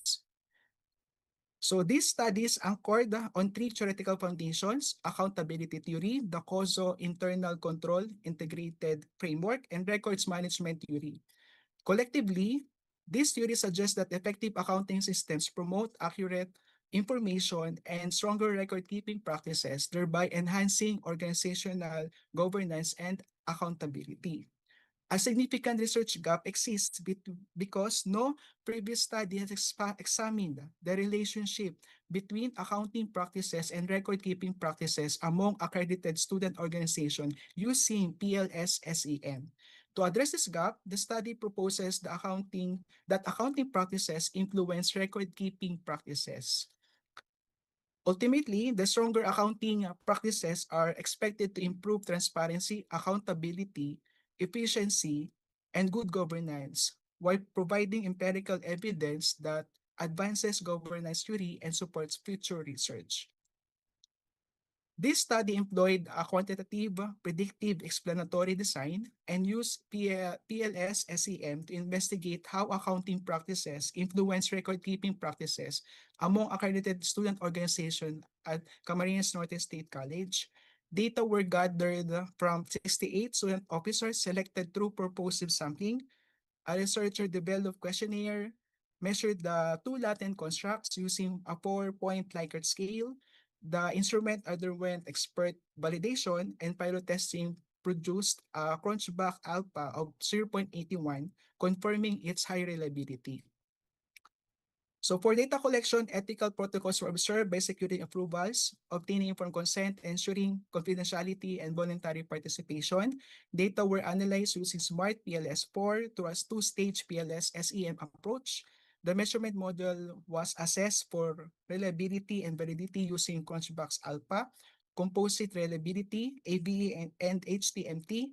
The structural model was then evaluated through bootstrapping using path coefficients, t-values, p-values, and R-squared to determine the strength and explanatory power of the proposed model. So for the findings, revealed that both accounting practices and record-keeping practices demonstrated excellent psychometric properties. Yeah, and the reliability was outstanding with Crunchbox alpha and composite reliability values exceeding 0.95. The convergent validity was also established as the AVE values of 0.10 and 0.561 surpassed the recommended threshold of 0.50, confirming that the indicators adequately represent their respective constructs. Furthermore, discriminant validity was supported with an HTMT value of 0.8. Overall, these results confirm that measurement model is both reliable and valid, providing strong support for the proposed framework and demonstrating the sustainability of PLS SEM for examining governance-related variables. So for the structural relationship, explanatory power, and framework, as you can see, it revealed a strong and statistically significant positive relationship between accounting practices and record-keeping practices. And for the development and validation, so based on the empirical findings, this study developed and validated a theoretical and structural framework linking accounting practices and record-keeping practices among accredited student organizations. So accounting practices were conceptualized as a multidimensional latent construct composed of identifying, measuring, recording, communicating, and auditing. In turn, the record practices were represented by accuracy, accessibility, efficiency, and security. Grounded in accountability theory and records management theory and cost internal control integrated framework, the model hypothesized a positive relationship between these two constructs. The findings confirm this proposition, demonstrating that stronger accounting practices significantly enhance record-keeping practices. Overall, the validated framework provides empirical evidence that effective accounting systems promote accurate, accessible, efficient, and secure records, thereby strengthening organizational accountability, transparency, and governance. This framework also serves as a foundation for future research and policy development in student organizations. So, in conclusion, this study validated a theoretical and structural framework linking accounting practices and record-keeping practices among accredited student organizations. The finding confirmed that effective accounting practices significantly enhance the accuracy, accessibility, efficiency, and security of records, supporting key governance theories. Despite limitations related to scope and self-reported cross-sectional data, the study concludes that stronger accounting practices lead to better record keeping and ultimately promote transparency and accountability and effective governance. So thank you so much, po. Thank you very much, Eugene, for that presentation. Uh, Again, this is a topic that has practical value for university governance and financial accountability. My question is, how can universities institutionalize your findings to improve financial accountability and governance among student organizations? So in the HAIs, so the student organizations, especially the administration under the Office of the Student uh, Department, may propose guidelines, most especially the accounting guidelines or manual. At the same time, based on the guidelines of the accounting practices, it will also improve the record keeping practices of the student organizations. So technically, if there's difficulties in proposing manual, they may start on proposing accounting guidelines as well as the record keeping guidelines for the use of the student organizations. Thank you po. All right, thank you very much for that answer, Eugene. Another technical question is on the use of the partially square structural equation modeling, or the PLSM. And can you give us highlight why you choose even other, there's another analytical techniques for the study? I decided to use PLS SEM because the study aimed to predict and explain the effect of accounting practices on record keeping practices. And also, based on the PLS SEM, treating the both variables as multidimensional latent constructs measured by several indicators. And also, particularly, it is appropriate for predictive and exploratory research which can handle latent variables efficiency effectively. And of course, based on my number of participants, it's just only 68 respondents. So it is relatively small sample sizes. And also, it sought to assess both measurement model, the reliability and validity, and of course, the structural model and the hypothesized relationship. So PLS-SEM using Smart PLS4 was considered the most suitable analytical approach for my study. Thank you po. Thank you very much, Eugene. Questions from our colleagues, friends? You may now start typing your questions for Eugene. But overall, impression for your topic, again, it has a practical value for university governance. For your consideration, maybe the title, it's somewhat lengthy, and there's a opportunity for you to be to simplify your title, and also ensure the rationale of using PLSM in your paper. But overall, this provides evidence-based recommendation for improving financial management among student organizations. Thank you very much, Thank you. Eugene, and Thank you, sir. congratulations. Thank Thank you. you. All right, we are very quick. We are now on our last presentation this morning, the last paper, or the second paper for Organizational Studies track. And again, thank you very much, Eugene. Our final presentation for today is by Arnold Salcedo with the paper The Mediating Role of Tax Morale and the Moderating Effect of Tax Awareness Between Tax Knowledge and Tax Compliance Towards Sustainable Economic Growth Among MSMEs, Taxpayers. Arnold, the floor is yours. You may now start. Hello, good morning. Can you hear me? Yes, we can hear you. Thank you, Doc. So this is my study, the mitigating role of tax morale and moderating effect of tax awareness between tax knowledge and tax compliance towards sustainable economic growth. I am a tax practitioner in the Philippines and also an academician as well. So taxes act as an enabler of the government. Taxes also is the lifeblood doctrine or the lifeblood of the nation, and the sources of funds for public infrastructures and public projects by the government are taxes. And in the Philippines, the BAR, the Tax Bureau, together with the Bureau of Customs, target 10 trillion collection by the end of the year 2025. And to enable that, the MSMEs serves as the backbone of the country's economy that accounts for 99.63% of the country's economy. It provides 67% of employment, which brings economic value and visible societal change in the country because of the micro, small, and medium enterprises. The research gap of this study is an existing gap on the mediating role of tax moral and tax compliance, as well as to the contribution of tax compliance to sustainable economic growth.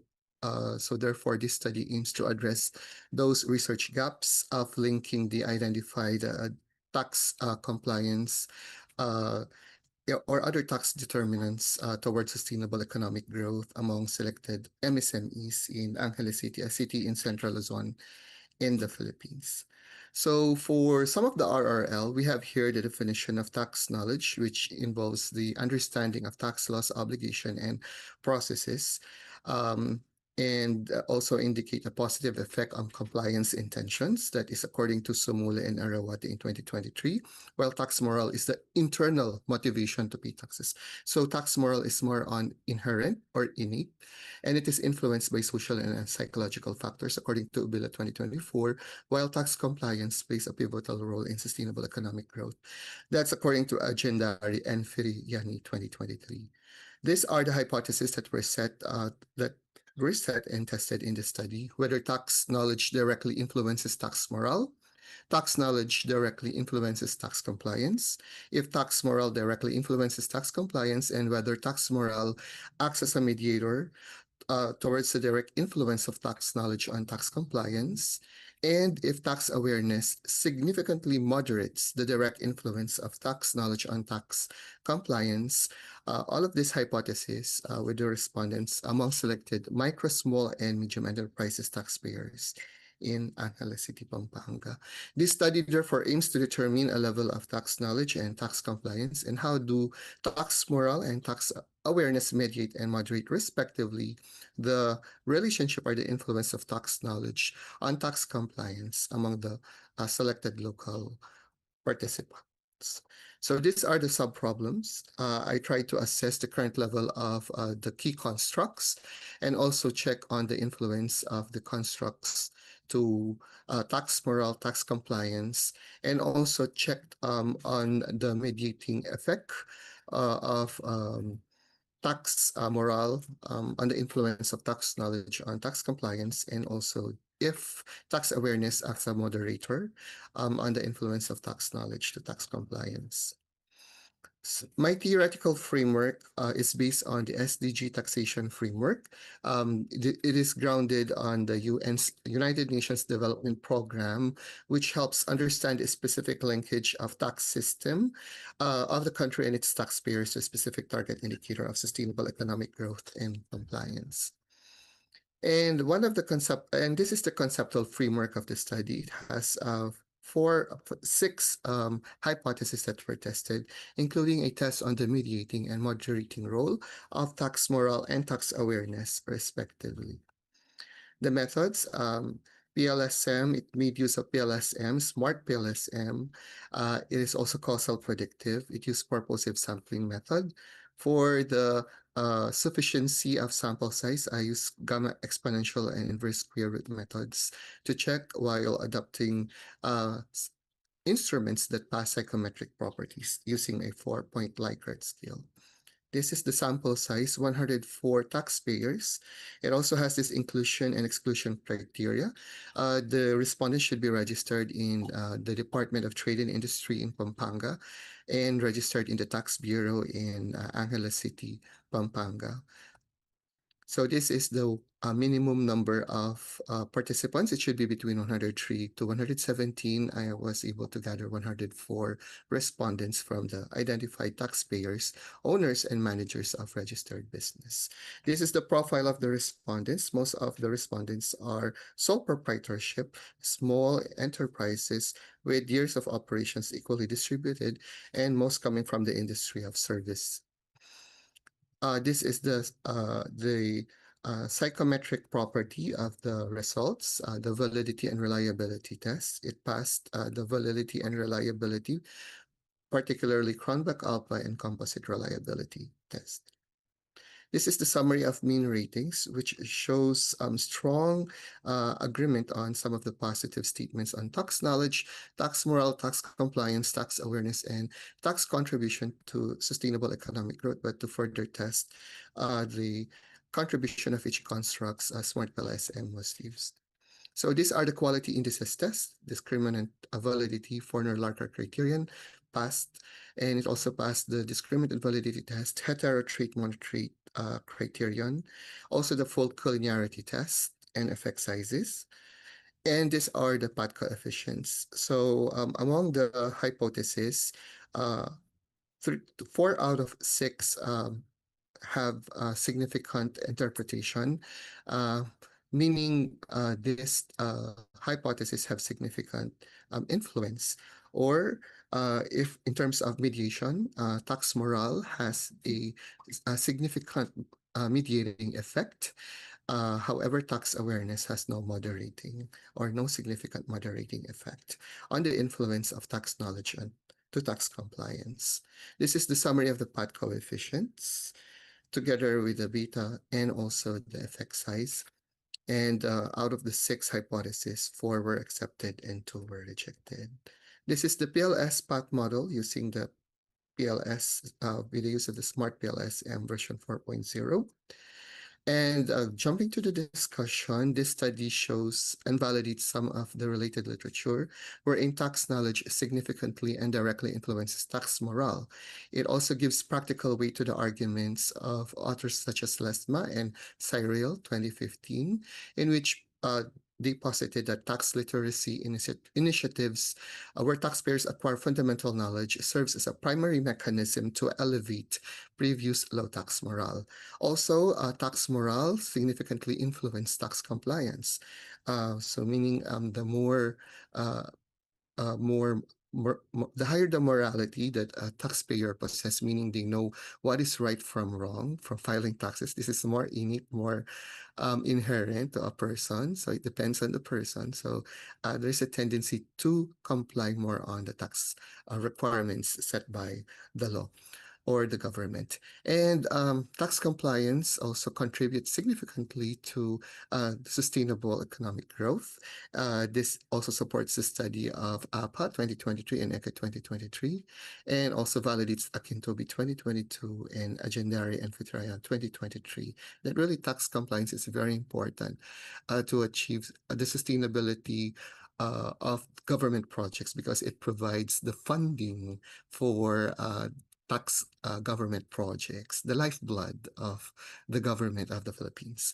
And in terms of mediating effect, tax morale was found to have a full mediating effect. It acts as a bridge. It translates tax knowledge to tax compliance. So with the presence of tax morale, there is a higher tendency or there's a profound behavior for MSMEs to comply. So it's really very important to put emphasis on the importance of tax compliance. It's deeply rooted in the values, however, of the taxpayer, whether individual or a non-individual taxpayers. And if it's non-individual taxpayers, they are represented by the owners, the managers of the company. So it is more, tax morale is more of a sense of duty. So it's more of an initiative coming from within the taxpayer. So conclusion, this study has proven that both tax knowledge and tax morale significantly influence tax compliance. And tax compliance influencing sustainable economic growth of the local economy of Pampanga. And if all municipalities and cities in the Philippines also would have the same result, then it would contribute to the sustainability of the Philippine government.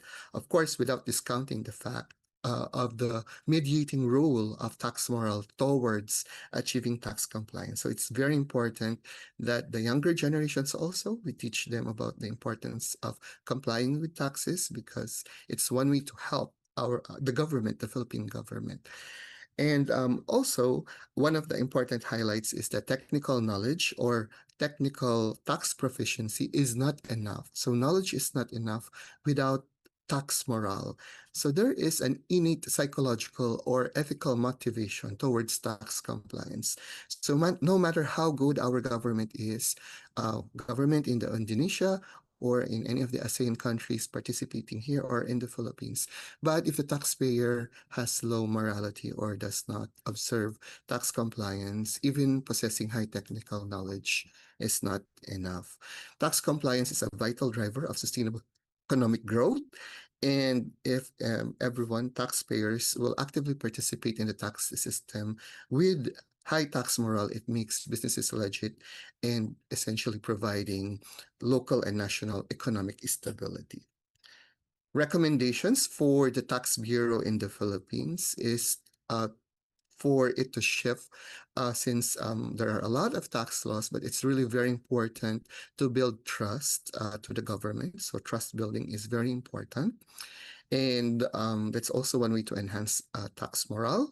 For tax practitioners, of course, we're expected to be ethical. We have to be the advocate of ethical tax filings. So tax morale is really very, very important as it serves as a mediator towards tax compliance and later on sustainability, sustainable economic growth. And for MSE and owners and managers, it's very important that they integrate tax compliance into their business strategies. Even if it is required compulsory, some still finds a way to get away with it or not comply. But the government should do its part and role to mandate them, to enforce them, and compel them to comply with the tax laws and convince them to help the government because they receive benefits from the government. And for academic institutions to check on your individual curricula or curriculum and course design and to check and discuss among the students the importance of tax morale because again, it serves as a bridge, an important path towards achieving tax compliance and sustainable economic growth. For future research directions, we can look into macro environmental moderators.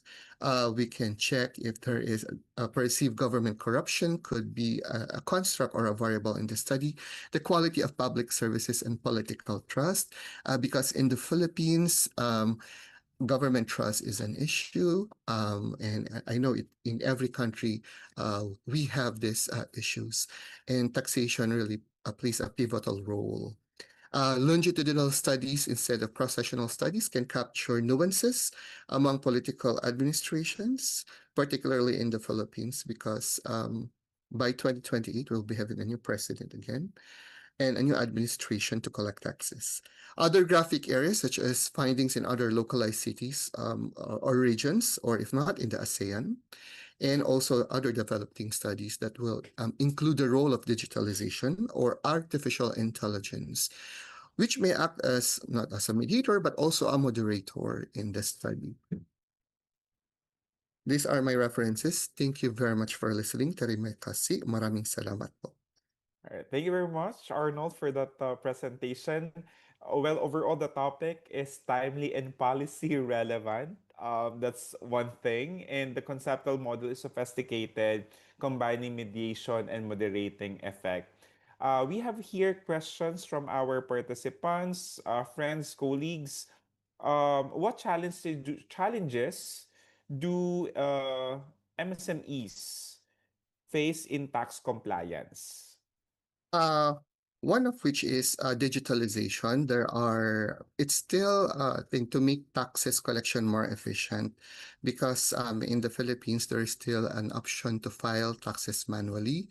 But if there is a way to make taxes filing much more easier for individual and non-individual taxpayers, then there is a tendency to for more taxpayers to comply.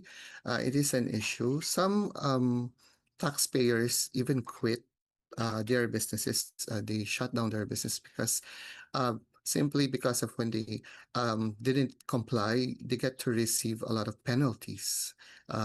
penalties such as interest, surcharges, and compromise penalties. And when these pile up, it really demotivates them to continue their business. So they just choose to close their business, shut it down, and then open a new one or quit doing business because they find doing business in the Philippines very difficult because of these tax filings. But I know the government is doing its best to make tax collections more efficient and much more easier for the taxpayers right now. Yeah, thank you, Arno, for the answer. We have another question from Denisa Abelia. Tax compliance is a sensitive topic. I agree. Yeah. So some respondents may not answer truthfully, especially if they know that you're not fully compliant. How are you addressing that desirability bias? Yes, there's a desirability bias in the answer, but again, we have the criteria for selection, and they're given the right to refuse if they don't want to. And because of this inclusion criteria, they if they find themselves deemed fit, uh, they will answer truthfully on the question. So it's something that we cannot control as researchers, but if we explain to them in the cover sheet of our survey instrument all the important aspects or components of the research, from their participation, their right to refuse, to continue, the basic objective and purpose of the study, in the sense of being honest with your intention, they will also reverse that. They will answer truthfully. So I don't think it won't be a problem anymore if you will do another related research in tax compliance. And also, right now, compliance to taxes is an ongoing issue in the Philippines. A lot of flood control projects in the Philippines. So their participation is very, they have initiative in terms of participation because they know that this is a national issue in the country, and getting feedback from them or insights from them will help resolve some of the issues through theoretical research such as this. Yes, and Arnold, lastly, how can policymakers utilize your findings to design interventions that improve MSME tax compliance while supporting sustainable economic growth, as you mentioned earlier? Uh, the focus of the findings is on the tax morale. So how can the government build trust, obtain, obtain the trust? That's always a challenge, in the government, in the Philippine government. How can we make sure that these taxes really go to the projects of the government? How do we gain the trust of the taxpayers? Because again, based on the findings of my study, tax morale is really deeply rooted on the values of the taxpayer. If the government will be able to find a way to bridge that, the values, and bridge that and connect that with the importance of taxes as the lifeblood uh, of the government, and be honest with how these taxes are utilized, then tax morale of the Filipino people as taxpayers, whether individual or non-individual taxpayers, I believe will improve in the future. Okay, thank you very much, Arnold. Overall, impression, there's a strong insight that we can provide to policymakers about MSC tax compliance. Your paper also will support sustainable economic growth through enhanced tax revenue collection. Future research, maybe consider additional controls, business size, business age, Yes. revenue level, industry sector, and maybe future research can also highlight indirect interaction effect using PLSM, bootstrapping, multi-group analysis if relevant. But overall, thank you very much for the presentation. Thank you po, Doc. All Kelvin. right. Thank you very much, everybody, for your participation.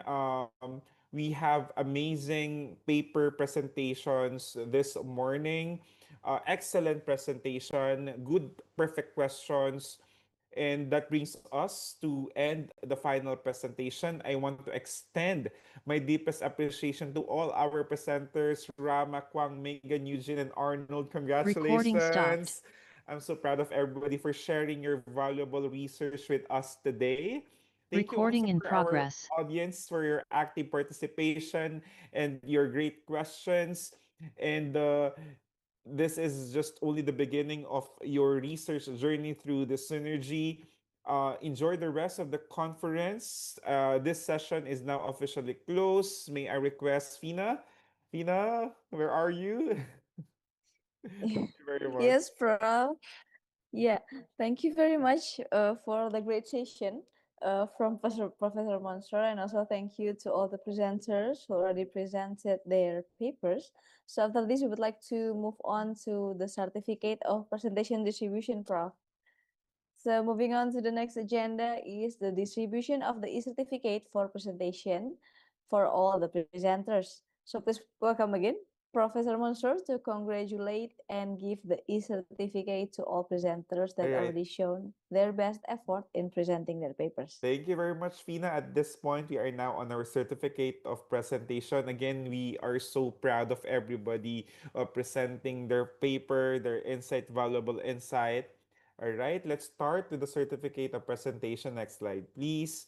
Certificate of presentation organized by Synergy Research Synergy, supported by all of our partners.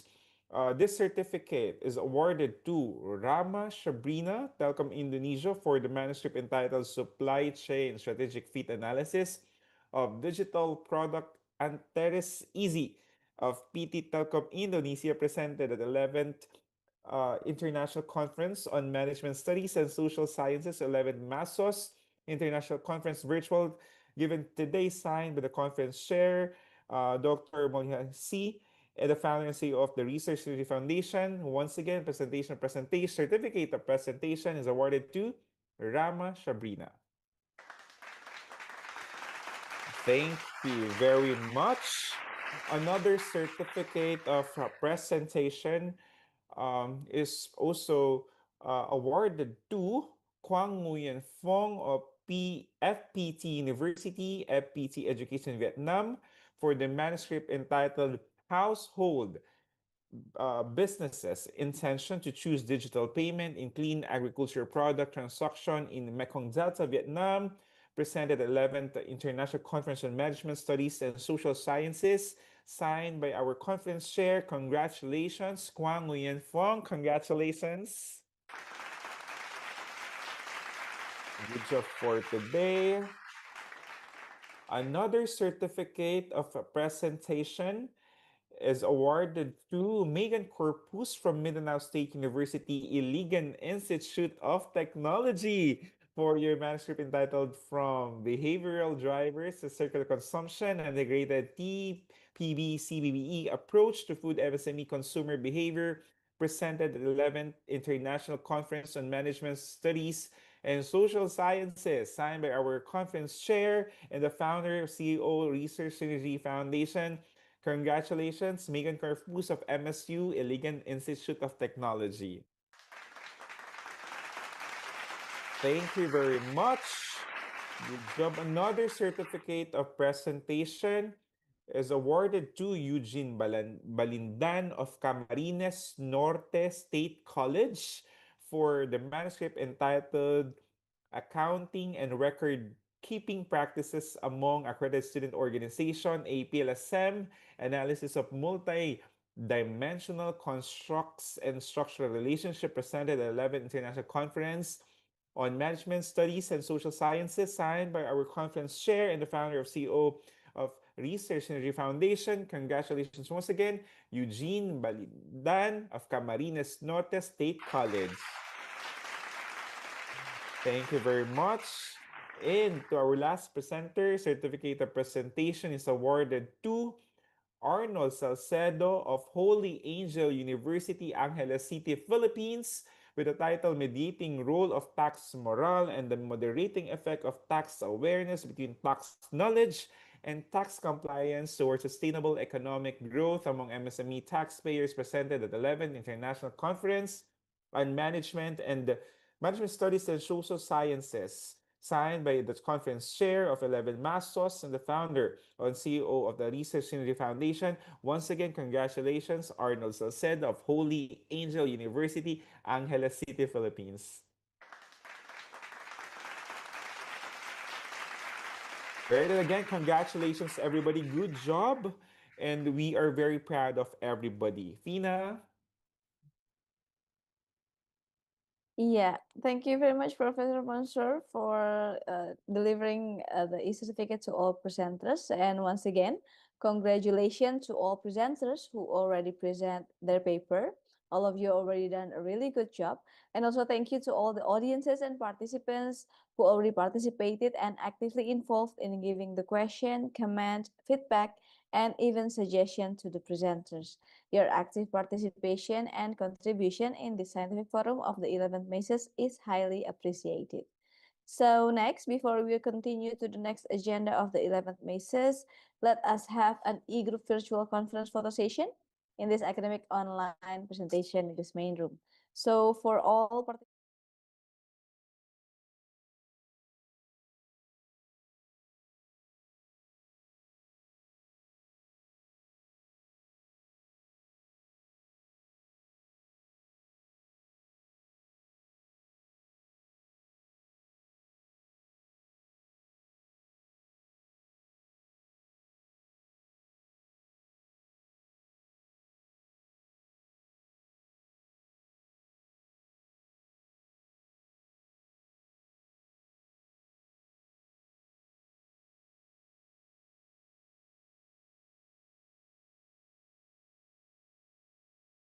after this, we would like to remind all participants to fill out the attendance form as can be seen on the screen. You can scan the QR. You can also find find the link in the Zoom chat box. So for the next agenda, that in this opportunity, we would like to invite one or two representatives in this room to share their experience in participating at the conference. The purpose of this section is to encourage other scholars, academicians, students, and practitioners to join the upcoming scientific forum or conferences. Recording stopped. So perhaps I will ask one of you. So from the Recording in presenters, progress. perhaps if Mr. Arnold Salcido would like to come forward to share your experiences in perhaps being here today as a presenter, your experience or maybe your insight of this conference, Mr. Arnold. Thank you, Dr. Fina. It's really an opportunity to present my research. Most especially, I am a tax practitioner in our country, and it's one way of the one avenue or platform for me to share what is currently happening in our locale, in our country, and how can international conference such as this serves as a platform for me to share ideas for research. And I know that uh, there are also other issues, political issues that affects other countries as well. But on the side of research, I'm also very grateful for the opportunity that you've given to us to present our research. It's also great to see researchers from Indonesia, Vietnam, and in the ASEAN. And this conference serves again as a perfect venue for everyone to meet and to share our knowledge as one ASEAN or in the ASEAN region, or and if not in the global global stage. Thank you so much, Dr. Zeffrini, and the rest of the Synergy and the 11th MASOS organizers for this opportunity.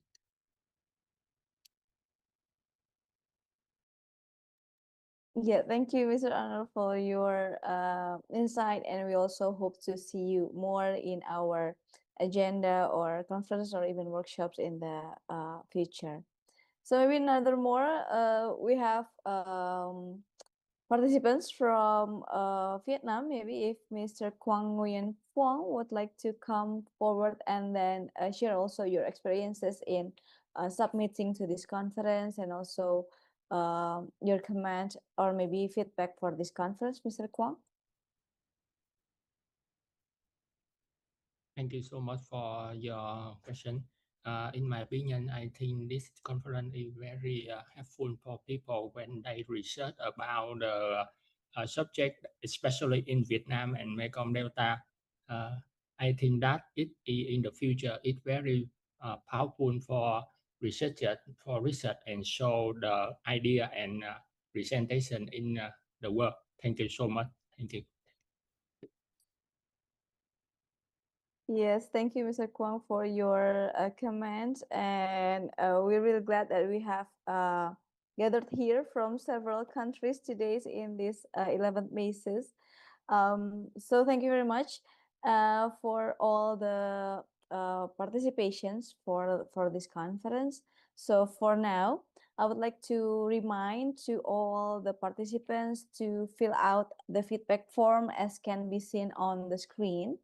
The committee will also type the link in the Zoom chat box. And then next, allow me to read some important information related to the post-conference or the publication. This is very important, especially for the presenters here. So the information for the 11th MASOS publication opportunity is stated on the website of masosconference.com. And then all accepted abstract will be published in the conference proceeding book of abstract with DOI number. And all eligible papers have the opportunity to be published in reputable international journal indexed by Scopus, Copernicus, Cinta, ProQuest, Scilite, WorldCat, Google Scholar, Dimension, and etc.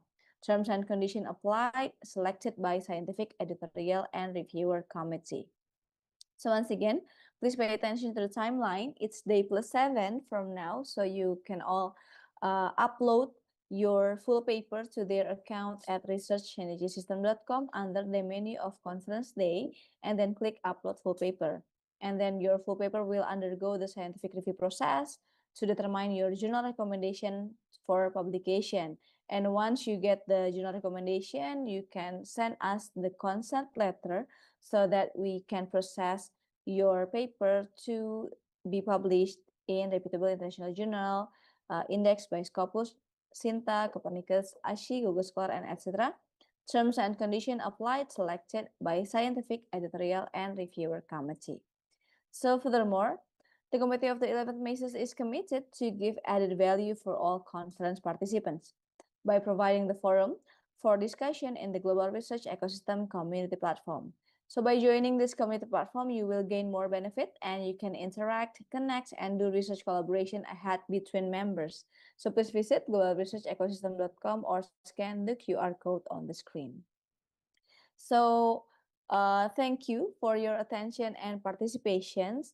So we will have a very short break around 10 minutes before we continue to the second session or the session 2 of the academic presentation session. So as a reminder, after the session 2 of the academic presentation session, we will have the awarding session, which including the best presentation award and the session chair recognition of the 11th International Conference on Management Studies and Social Science, or the 11th MASOS.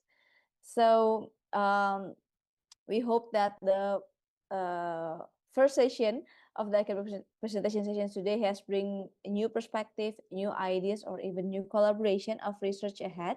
So for now, we will have a short break until around 11:35 Jakarta time. So after the lunch break, we will have the academic online presentation session 2. And after that, we will have the awarding ceremony. So do not forget, join us again around 20 minutes from now, 11:35 Jakarta time. So see you.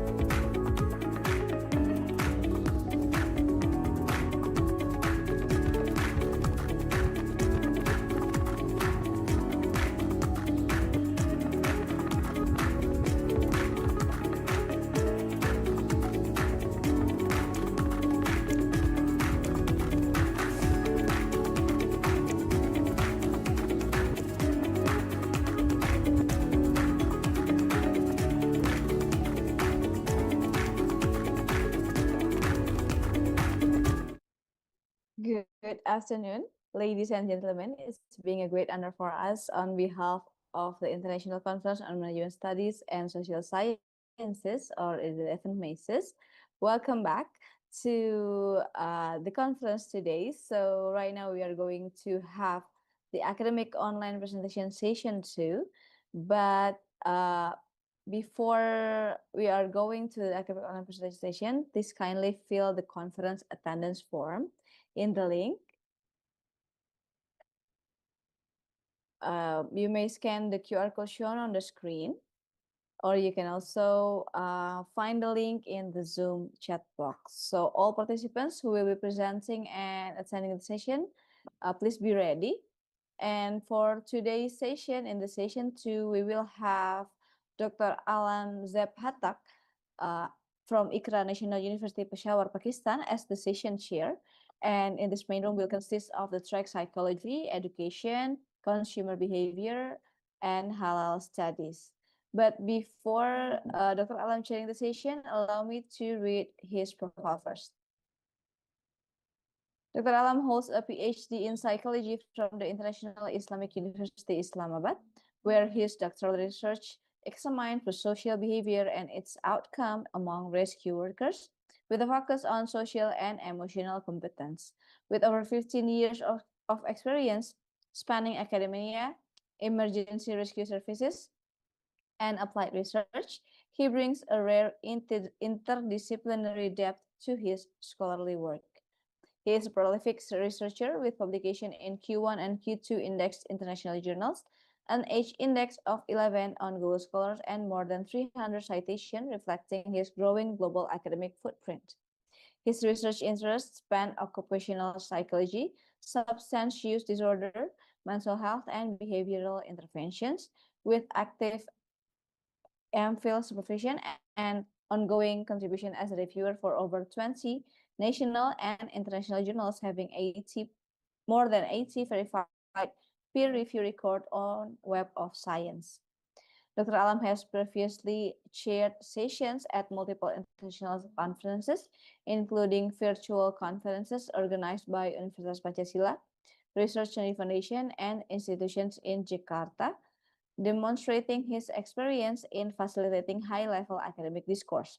He is a member of the Pakistan Psychological Association, Pakistan Psychological Society, ISSUP, and TWASP, and has also served as a media commentator on critical public mental health issues for Voice of America.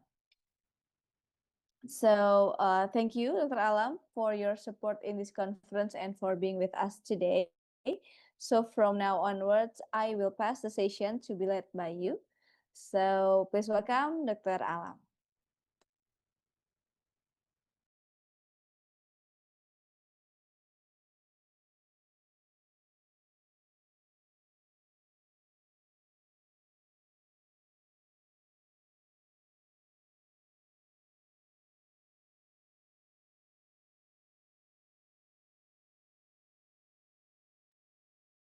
Okay, so I think Dr. Alam is having a quite problem in internet connection. So perhaps we will wait for him for a few minutes.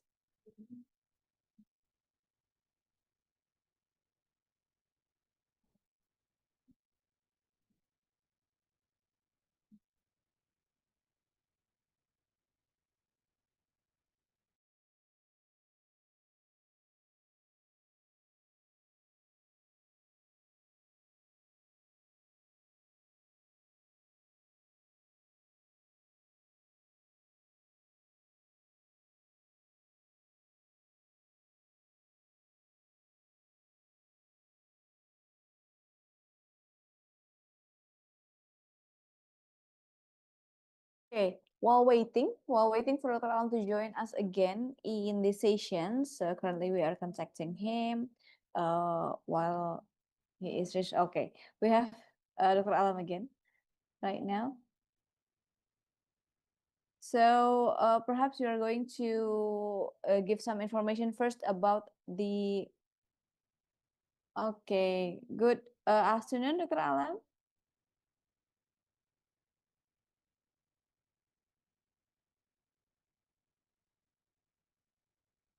Good afternoon, doctor. How are you? Unmute first, please. Please unmute your microphone. Okay, okay, thank you. Alhamdulillah, I'm fine. How are Okay. you? Yeah, I'm fine. Yeah, nice to see you again, Dr. Alam. So, since the session is already open, so from now onwards, I will pass the session to be led by you, doctor. Okay, sure, no issue. Yeah, thank you.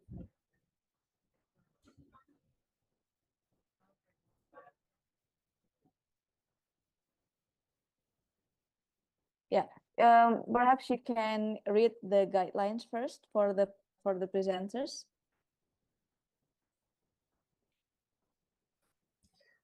Can you please invite the first presenter of my session, please? Yeah, perhaps you maybe you would like to. I will read the guideline first for the presentation. So the presentation for the presenters is limited to 10 and 5 minutes for question and answer after each presentation, and the Q&A will be facilitated by the session chair. The audience and the other co-presenters can ask questions using the chat feature. Will be read by the moderator or the session chair. The recording of presentation is allowed, and make sure that the presenters are in a place free of noise to avoid disruption of the presentation, and help the presenter give the presentation that they deserve by not talking, eating, drinking, or engaging in activities that are uncalled for during the presentation. So for the first presenter,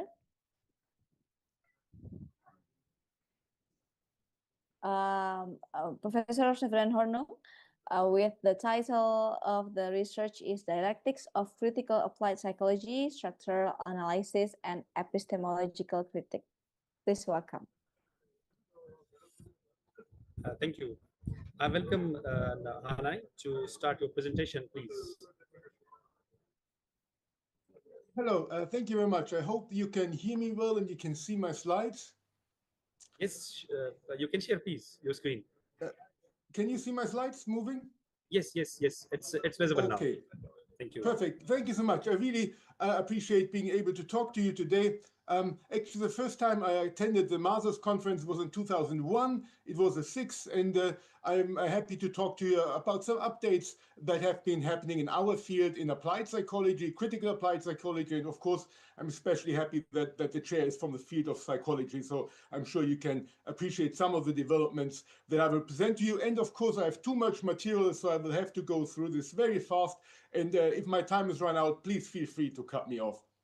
So the abstracts, I will not go into much detail, just telling you that I will tell you about some current development in the field of applied psychology, critical applied psychology in particular, give you a very quick run through the meta theory of scientific paradigms, and then talk about some current, paradoxes, contradictions in this field, and outline future possible trajectories of critical applied psychology.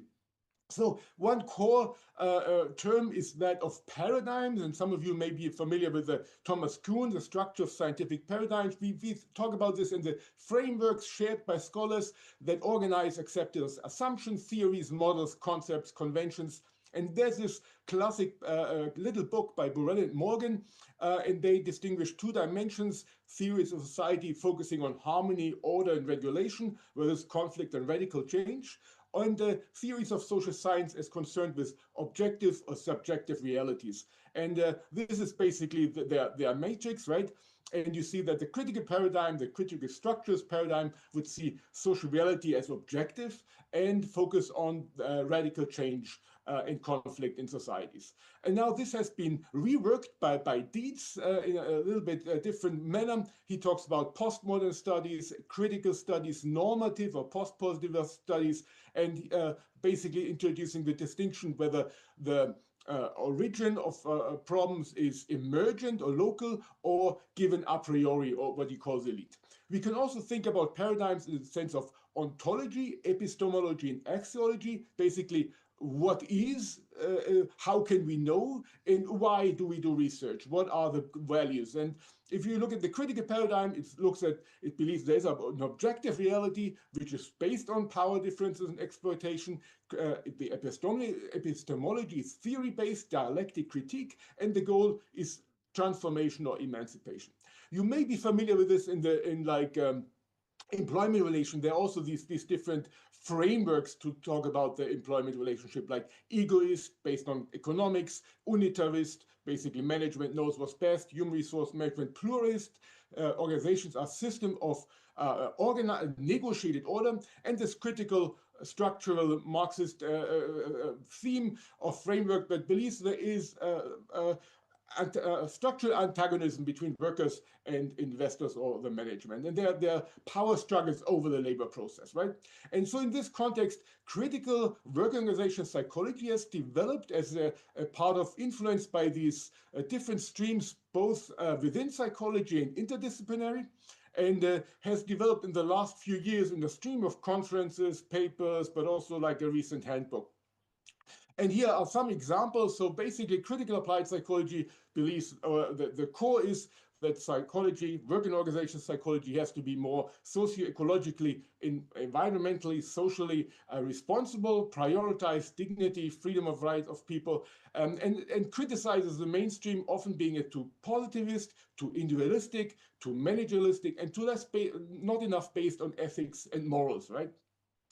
And so here's a definition that it's quite complex. I will only briefly say it's a dialectic concept of people, but also organizations and society, to integrate those, to have a strong ethical foundation in humanism, and a critique of the capitalistic deformations or dysfunctions on that system, a strong emancipatory epistemic interest, the liberation of people, and a pluralistic methodological orientation.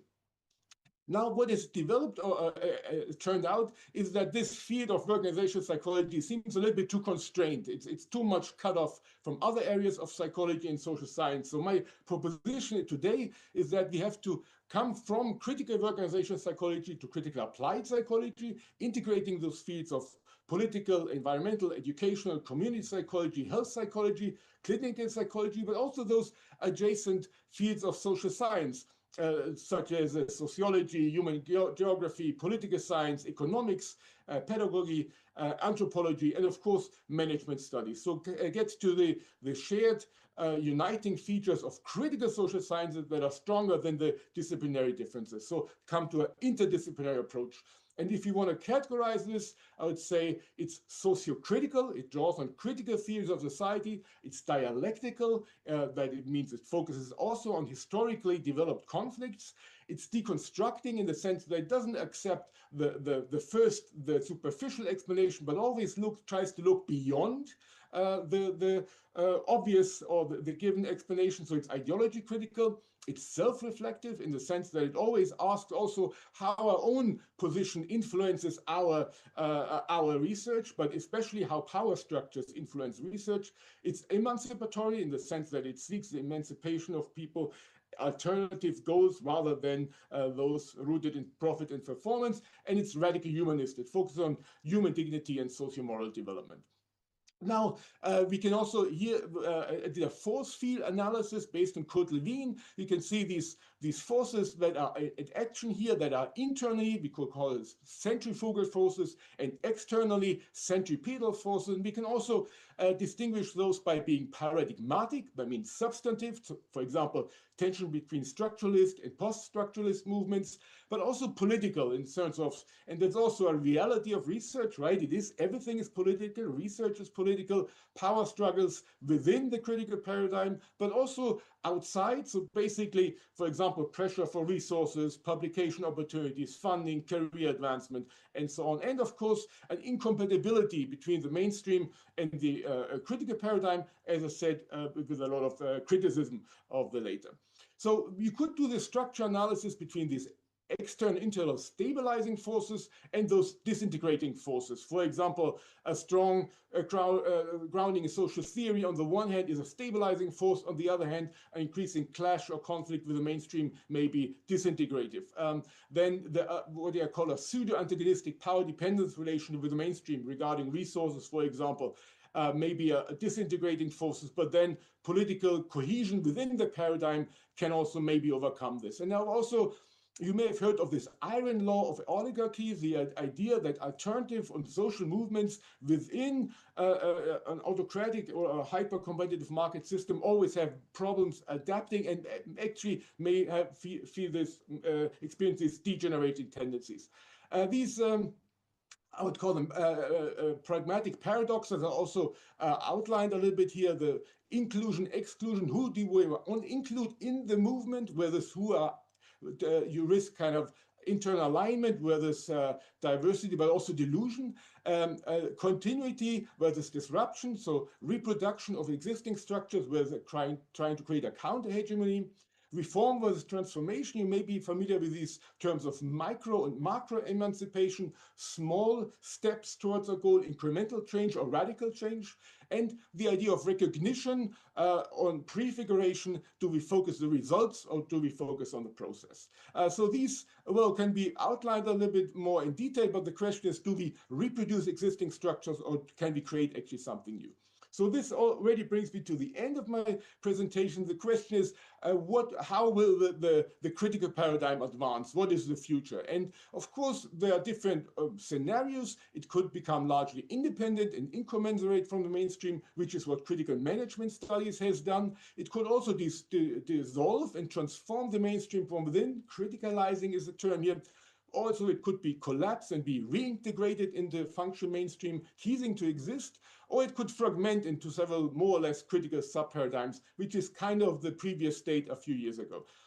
I believe that to develop momentum, critical working organization psychology has to broaden up, become critical applied psychology, and from that on, integrate with other fields of sciences to basically develop a field of critical social sciences. However, the future is open at this point. There are, as I tried to point out, there are different contradictory forces or force fields that aim towards the stabilization or the disintegration of this newly developed paradigm. As I said, this was my message very briefly. I know it was very quick, but if you're interested in this, I'm very happy to share my slides or any materials with you. And maybe as we still have a few minutes for questions. Again, thank you very much for listening to me. It was a pleasure to talk to you today. Thank you.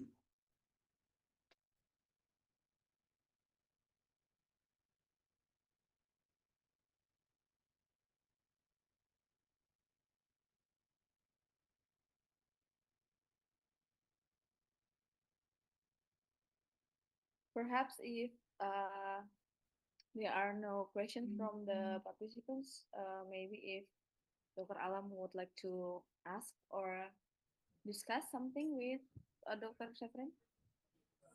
Thank you so much, Dr. Han. It was a very nice presentation. As actually, I'm by myself associate professor of psychology in Pakistan. Psychology, it's an emerging knowledge. We can see that the integration of psychology and all sciences, like we have classes with the English department, with the media studies, and with the business administration. So the psychology is expanding very, very fast, I think. We are not only limited to the leadership only, but applied psychology is covering more and more sciences programs currently. So this was a very nice presentation that applied psychology is going to become critical social science, applied social science. So I think this was a nice presentation. So I request you to please share the slides that we can also share with my students, and hopefully all of the participants have enjoyed your presentation. So here is a question for you, which is from John Moyle. He is asking that what are the major challenges in applying critical psychology today? So will you answer, please? Thank you very much, Professor Kadak. Just a very brief response to what you said. I know it's an emerging field, and I think that in countries like Pakistan, you have the chance right now to not repeat the errors that have been done in psychology in many Western countries, in the sense that sometimes it has lost its critical angle, right? It has become very managerialistic, and in this sense also lost some of its epistemological power, because as you know, ideologies always narrow down your vision. And to see clearly, I think sometimes you have to be beyond interest. And applied psychology has a risk to become like a tool for, well, purely economic interest. And I think it's more than this, right? It's a human science, and it has to retain that. And maybe this also very directly relates to the question, which is it's a really important question. And the challenges, of course, is that radical critique is not, not always make friends with critique, as you know. And so the challenge is that basically, if we talk about emancipation, about the reduction of human suffering, about freeing people, then we basically are against power structures that oftentimes profit from this subjugation, right? A lot of money is made with exploitation, as we know. And so if you call this out, you basically go against existing interests, which are often political economic interests. And so there's a strong current against this. On the other hand, there, as you know, there are also allied forces. There are also people that put humans in the center and their genuine well-being, not as instruments for like being exploited in the working process, but as genuine their singularity and their inherent dignity and human worth. So I think that is the challenge that we're facing, that we're always going, against existing power structures in political and economic interests. Thank you, sir. Thank you, sir. You have explained and elaborated your answer very much. Hopefully, Mal will be satisfied from your answer.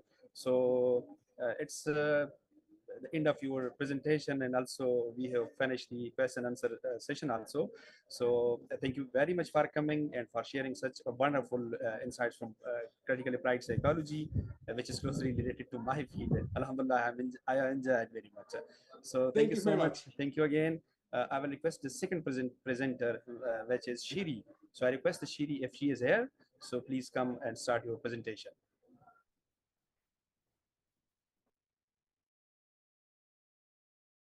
Shiri, are you listening me? She was here a moments ago, but I think. Yeah, okay. Yeah. Hello, good Okay, afternoon. thank you. Thank you, Shiri. Please start your presentation. Yes, sir. Moment, please.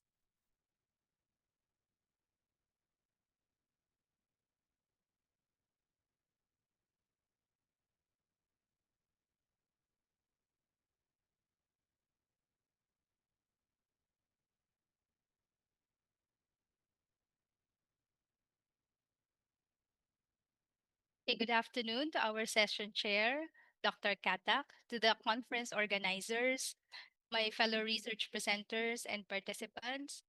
I'm Dr. Sherry Ann C. Medrano Bacolod, and I am grateful to be one of the presenters in the 11th International Conference on Management Social Studies, Management Studies and Social Science. So my paper is titled Teacher Identity Formation in Philippine Pre-Service Teacher Education, Insights from Experiential Learning. So I'm Sherry Ann C. Medrano Bacolod from the Polytechnic University of the Philippines. Teacher identity formation is an important dimension of pre-service teacher education because it shapes how future teachers develop their sense of self as professional teachers. Teacher identity is shaped by reflection, social interaction, and cultural expectations, and teachers' professional identity is seen as an ongoing process of interpretation and reinterpretation of experience that are shaped in professional spaces. Experiences in school practices are influential in the development of pre-service teachers' identity. And when it comes to pre-service teacher education, so this phase in the teacher education journey of students serve as a critical stage where student teachers begin to negotiate their professional identities. In the Philippines, experiential learning is conducted through field study, practice teaching, immersion programs, reflective journaling, and mentorship. So through these experiences, The pre-service teachers encounter challenges, develop professional values, and construct meanings about teaching as a profession. Teachers, in one of the quantitative study conducted, teachers reported an extensive level of professional identity, with teaching beliefs as the strongest indicator. So, although there are many quantitative and qualitative studies conducted about teacher identity formation, so this study focuses only on the qualitative side. Although teacher identity has become a major area of inquiry in teacher education, limited research has synthesized how experiences shape the identity formation of pre service teachers in the Philippines. Therefore, this study contributes to a deeper understanding of teacher identity formation in the Philippine context and offers insights to support the professional development of our future educators. This study aims to answer the following questions. First, how is teacher identity formation framed and interpreted in qualitative studies on Philippine pre-service teacher education? Second, what recurring themes and processes characterize teacher identity formation across studies? And third, how do experiential learning contexts shape and influence the identity formation of Filipino pre-service teachers? The study is anchored on the experiential learning theory by Kolb and the social theory of learning by Wegner.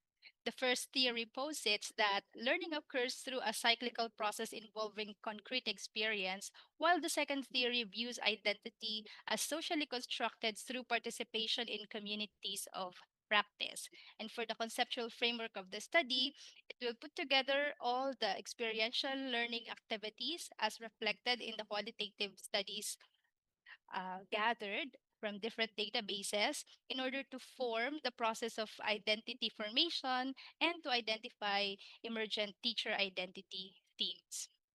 This study employed qualitative metasynthesis. As we all know, a metasynthesis integrates findings from multiple qualitative studies to generate new conceptual understandings. Peer-reviewed and published journal articles were accessed through various databases like Google Scholar, ERIC Scopus, Philippine e-journals, and institutional repositories. The included research articles were qualitative studies conducted in the Philippines that were published between 2016 and 2026, and they focused on pre-service teacher education and examined teacher identity formation.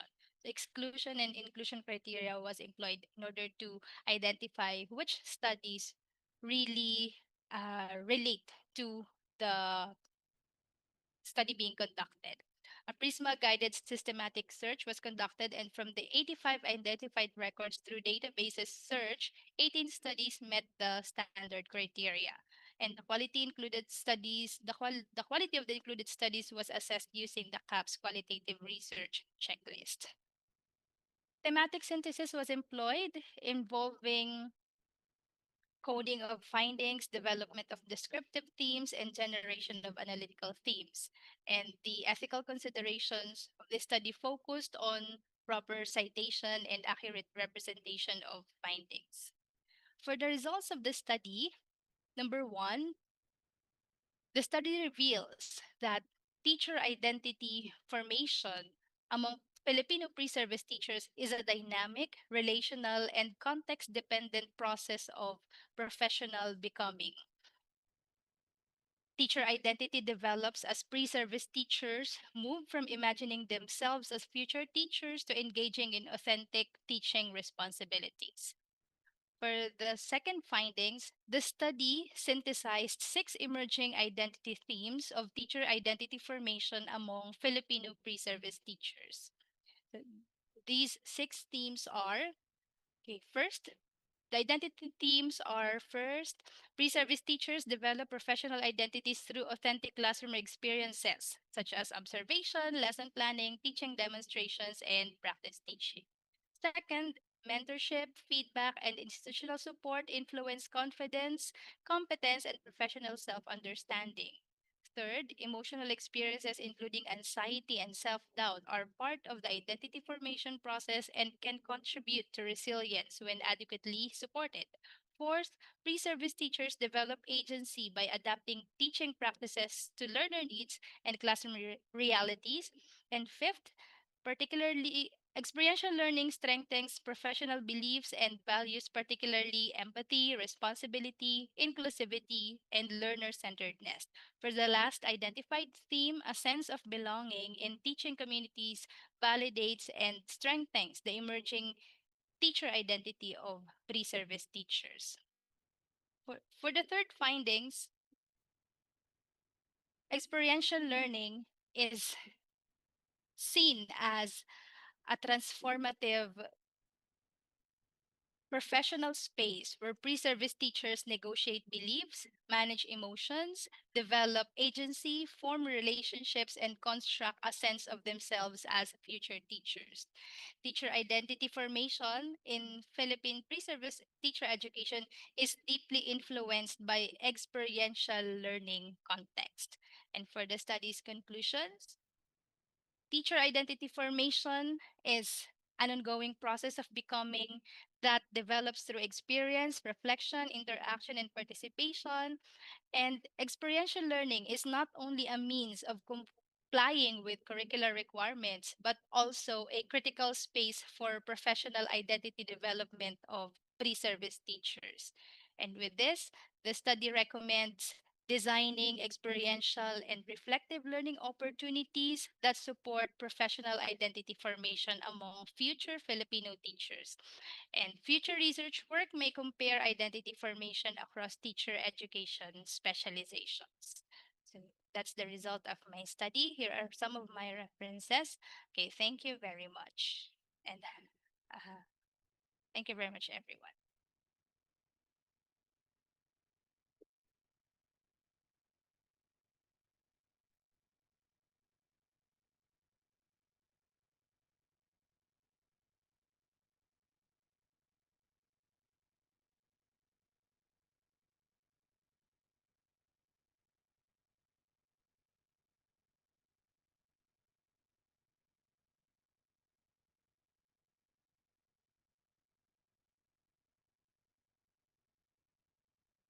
Yes, may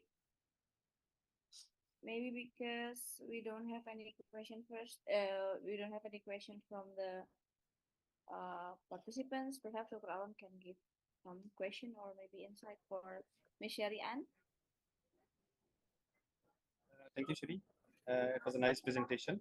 But I think if you can aid in the future direction that how we can generalize this study, like your study is limited to Filipino teachers only, but how we can implement such type of experiential learning practices, experiment in Pakistan or in other countries like the participants are here. Uh, Most of them are researchers, so I think it will be very good if you can aid in future research that how we can generalize such type of techniques in the other countries also. This was a nice presentation. Is all of the teachers related to the education or educational psychology, they are well known about the reflective learning methods, how we can benefit our student, how we can benefit themselves from these methods which is used globally. So thank you very much for this nice presentation. uh, I think there is no question for you from the participant side. So I request the third presenter, which is Pong. So I will request Pong to start their presentation, please. Thank you, Dr. Katak.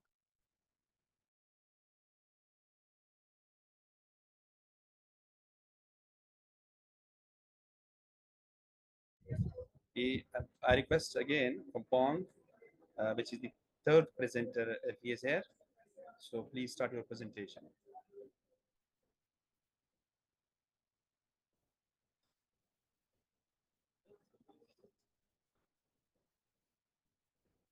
Ms. Fina, are you listening me? Yeah, I think we are going to go to the next presenter. Okay. The Mr. fourth one Rizky Hidayat. in the list. The fourth one is in the list is Type. So I will request Type to start the presentation. Okay, Yeah, this one is I think because from fifth number Ramadan. Tayyib is I yeah, think on the fourth. Yeah, we're going to go with Mr. Rizky first, and then we can go back to the previous presenter. Okay, That's so okay. I go first. I welcome you in the 11th MASOS conference. So can you please start your presentation and also try to share your presentation in the screen, please. Okay. Um, Thank you for the opportunity and wait for a while. I prepare the presentation first.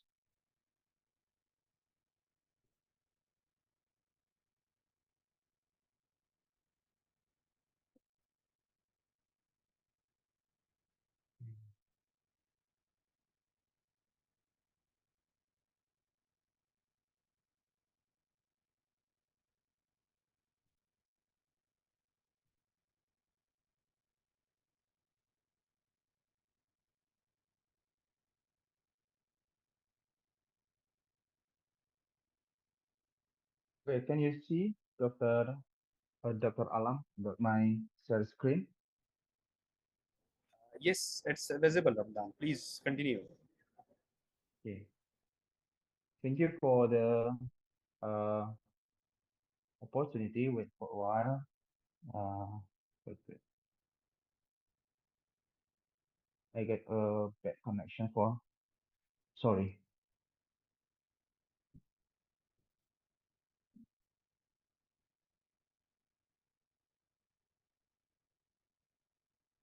Okay. Uh, just for a while, I will share my presentation.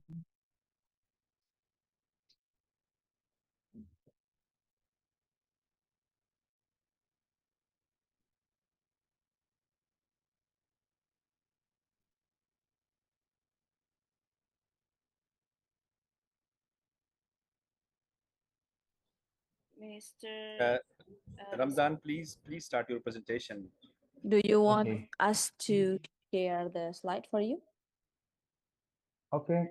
Ms. Vina, can you help me to share my presentation? Okay.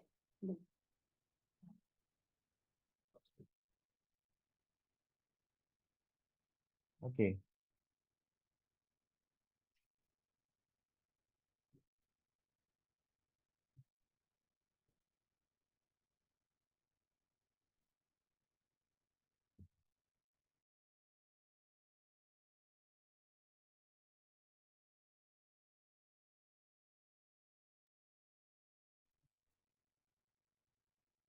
Okay. Thank you so much for your help. Good afternoon, everyone. Distinguished scholar, researcher, practitioner, and fellow participant. My name is Rizky Prayogo Ramadan. On behalf of our team from National Research and Innovation Agency of Indonesia, today I'm pleased to present our study entitled Religious Value and Sustainable Lifestyle, Hajj and Umrah Consumers' Preference for Halal Fashion and Textiles. Uh, Indonesia provides an important context for this research as the world's largest Muslim majority country. Indonesia sends one of the largest Hajj contingents globally and is among the largest Umrah markets every year. So to begin, let us look at why the topic has become increasingly important in the global halal economy. Please next. Okay, distinguished guests, ladies and gentlemen, the halal economy has become one of the fastest growing sector worldwide. As shown on the slide, global Muslim consumer expenditure exceeds 2 trillion US dollars, while the Muslim fashion market alone is valued at nearly $300 billion. Indonesia itself represents the largest Muslim consumer base globally. Traditionally, halal products were evaluated primarily based on compliance with Islamic principles. However, contemporary Muslim consumers are becoming more sophisticated, and today they increasingly evaluate products through broader considerations such as quality, ethics, sustainability, transparency, and brand credibility. As a result, the halal fashion industry is gradually shifting from a compliance-oriented market toward what we might call a value-based consumption ecosystem. This transformation creates both opportunities and challenges for halal fashion producers. So despite this transformation, the academic literature still provide only a limited understanding of how these different dimensions interact. Next, please. Our literature review revealed an important research gap. Existing studies generally examine three domains separately. First, in the left, we see the religiosity and faith-based consumption. And the second, sustainability and ethical consumption. The third one, halal fashion and certification issue. However, very few studies integrate this dimension within a single framework. More importantly, evidence focusing specifically on Hajj and Umrah consumers remain relatively scarce. This matters because pilgrims represent a unique consumer segment. Their purchasing decisions are influenced not only by economic factors, but also by spiritual identity, religious commitment, and also ethical consideration. And therefore, our study attempts to bridge these three dimensions and investigate how they collectively shape consumer preference toward halal fashion and textile products. Next, please. Ladies and gentlemen, this study employ a mixed method approach, combining a systematic literature review and also a quantitative survey. The research was conducted between May until June 2026, and for the first stage, we used the Prisma framework to systematically identify and evaluate relevant literature from the Scopus database. The review process began with 148 articles and resulted in 57 studies included in the final thematic synthesis. For the second stage, we conducted a quantitative survey measuring five constructs: religiosity, sustainability awareness, halal perception, product quality, and consumer preference toward halal fashion and textile products.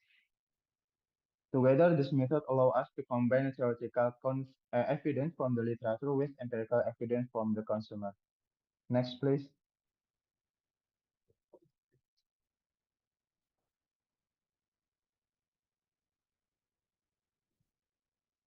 Okay.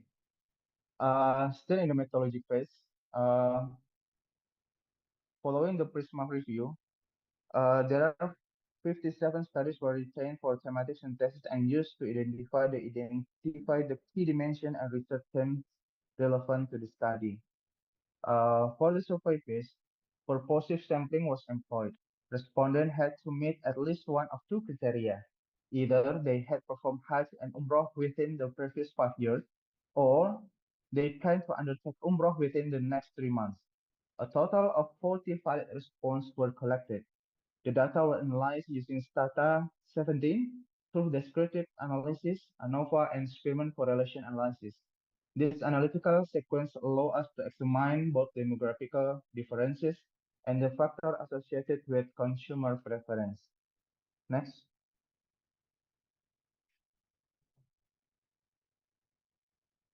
Okay, result and discussion. In this slide, we will inform the systematic review result that identified six dominant themes within the literature. The first theme concerned religious values and consumer behavior. The second one focused on halal and modest fashion. And the third theme is sustainability and ethical consumption, which emerged as one of the fastest growing topics in recent years. The fourth is involved Hajj and Umrah consumers. The fifth theme relates to digital marketing and social media. And finally, the sixth theme concerns brand trust and halal certification.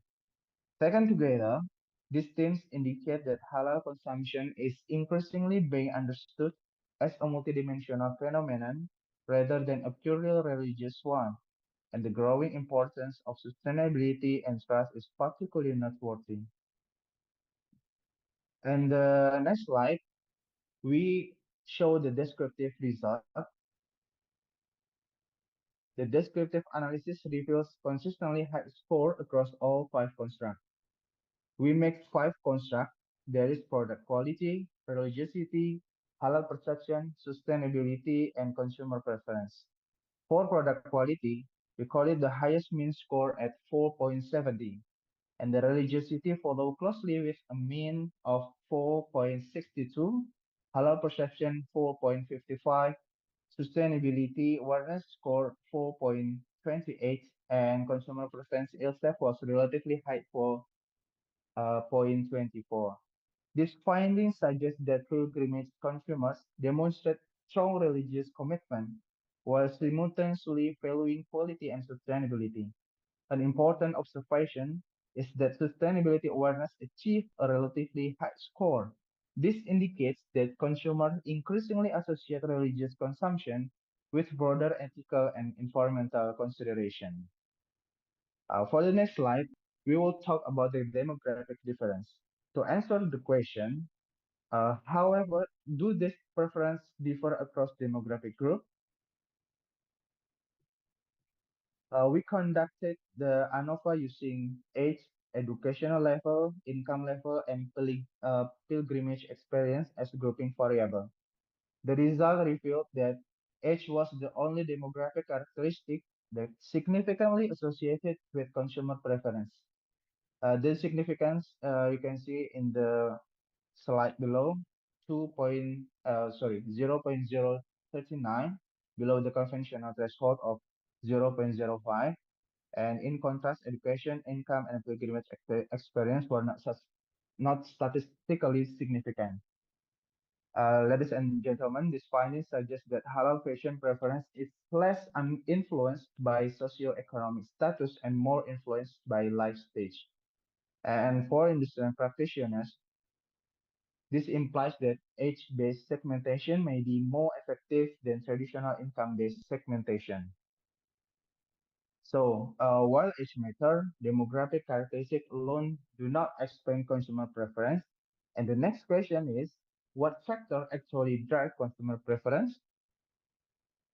In the slide 9, we want to talk about the correlation analysis. This slide presents the central finding of our study. Halal perception exhibit the strongest positive relationship with consumer preference with a correlation coefficient of 0.64. Sustainability awareness follow very close at 0.63, product quality 0.47, and the last one, religiosity, is the last among the four variable at 0.353. This finding is particularly interesting actually. Many will expect religiosity to be the strongest determinant in a halal market. However, our results suggest that religiosity alone doesn't automatically translate into the purchase preference. Rather, consumers appear to convert religious values into purchasing decision through trust in halal assurance and awareness sustainability. This is Ramzan, perhaps the most important Ramzan, insight please. generated by this study. Ramzan, Yes, please come Dr. to the Alam? come to the discussion, please. Your time is already over. Please. Okay.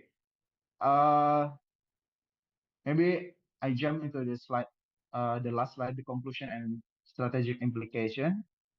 The last one after this. Next slide, please. Yeah. Ladies and gentlemen, our findings suggest four strategic priorities for halal fashion stakeholder. First, trust. Brand should strengthen halal certification, credibility, and supply chain transparency. And the second one is ethics. Sustainability should become part of the product value proposition through environmentally responsible materials and production processes. And the third is craft. Product quality remains essential. Consumer expect the comfort, durability, and also the functionality. And the fourth is reach. Digital communication should be used to engage consumer and communicate both halal and sustainable value. Ultimately, winning halal fashion brands will not completely solely on halal claims. They will compete through the integration of faith, sustainability, trust, and product excellence. I think thank you. That's for today. Uh, this study demonstrates that Hajj and Umrah consumer increasingly evaluate halal fashion products through multiple dimensions. And the future of halal fashion is not only halal, it is trustworthy, sustainable, and value-driven. Thank you very much for the opportunity. I look forward for your question and also the discussion. Thank you. Thank you, Ramzan. I think there is a question for you. why use both ANOVA and spearmint test? How does that strengthen the results of the study? Can you answer, please? Again, can you repeat it? The question is why use both ANOVA and spearmint test? How does that strengthen the result of the study? Okay. When we use the Spearman correlation, ANOVA and Spearman correlation, first we try to finding the with where is the most related variable about this study, and then uh, can I share the screen here? Nah, for the Spearman analysis, we kelihatan nggak?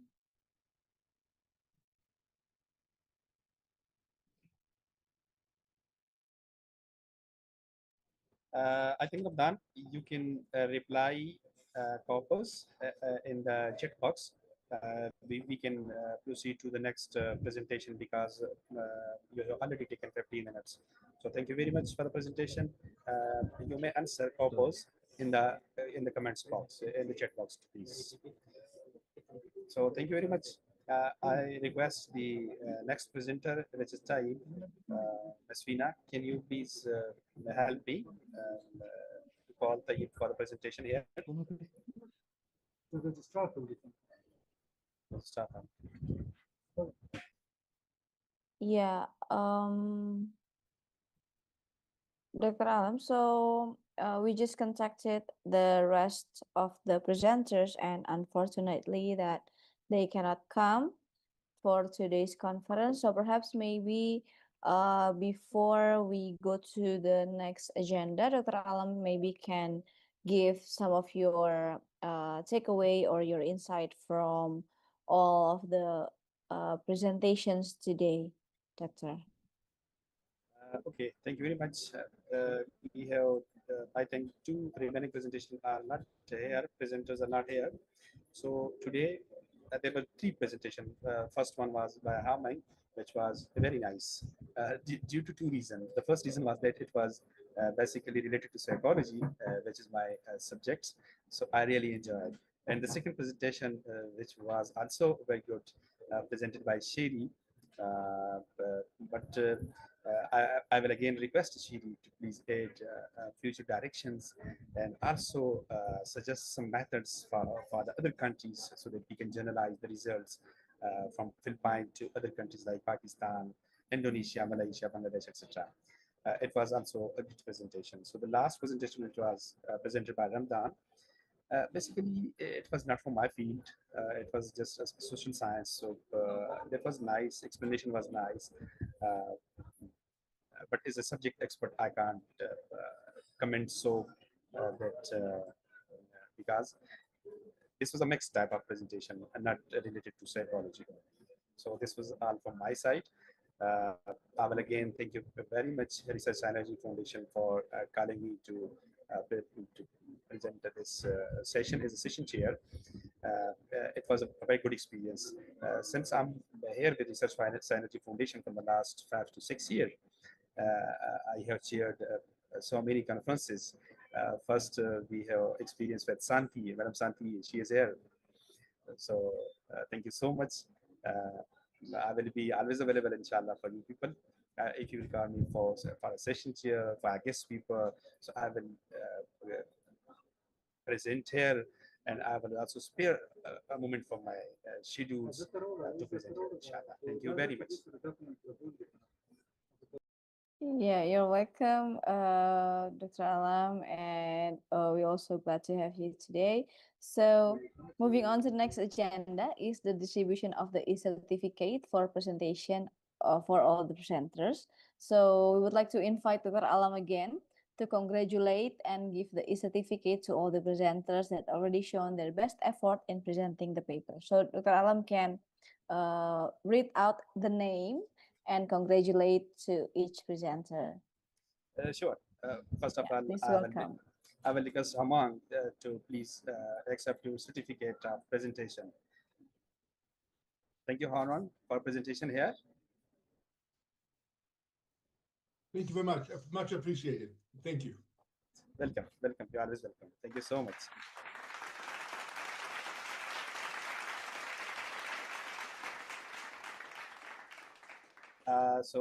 Next, I will request Ms. Shiri, Dr. Shiri, to come and accept her certificate of presentation. Thank you, Shiri, for here and present a wonderful research presentation. Thank you very much to Research Synergy Foundation, and thank you, Dr. Aram. Thank you very much. Thank you very much.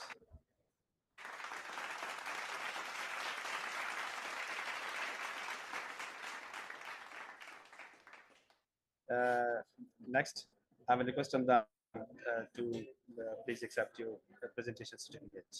Thank you very much for presenting here.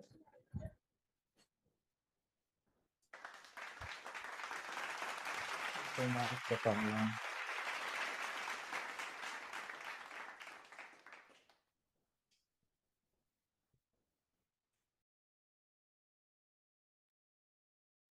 Yeah.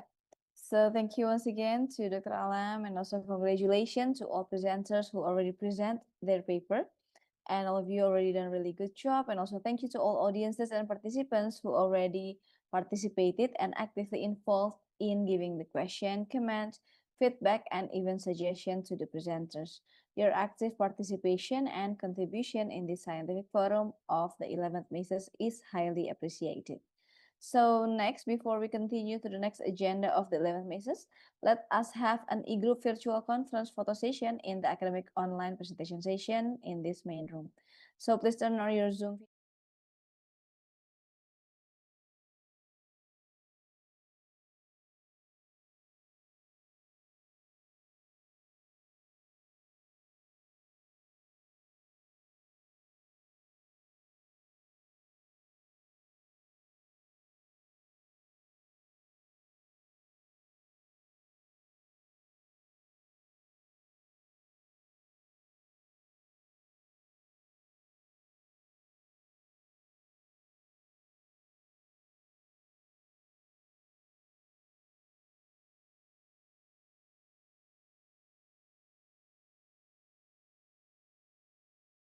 To fill out the attendance form as can be seen on the screen. So you can scan the QR code and then follow the instruction there so that you can be recorded for the eligibility for the certificate of the attendee.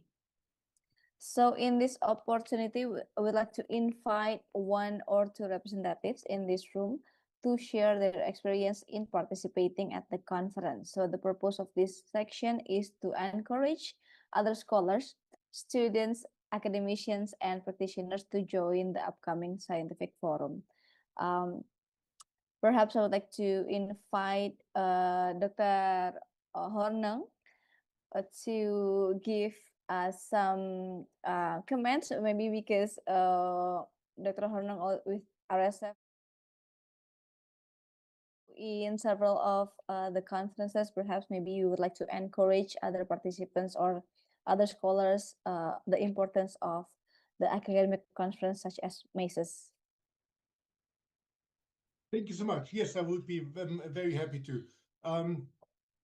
One thing that I'm always very impressed, as I said, I attended the 6th MASOS, that was 2001, so it's about 5 years ago, and I was involved in a few events that you organized. And the one thing that I'm always very impressed by is how well they are organized.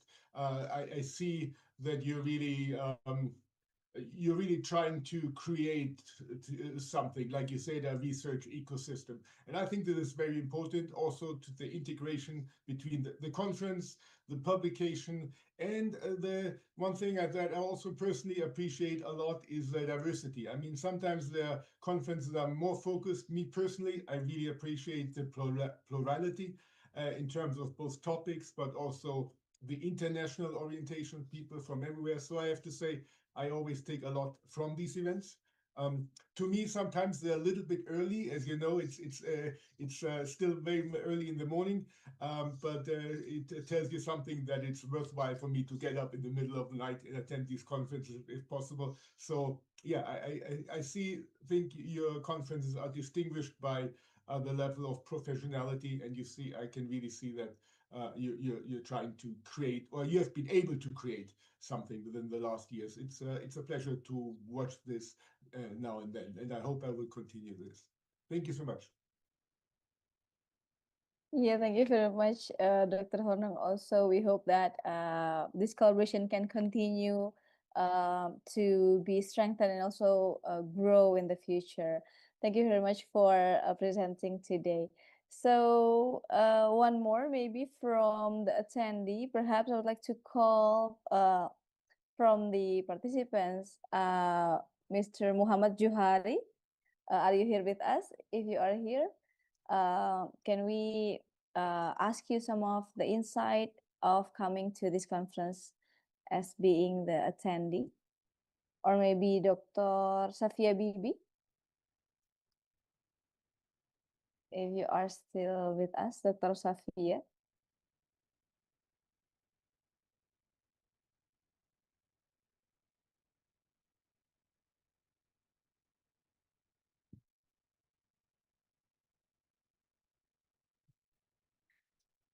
Okay.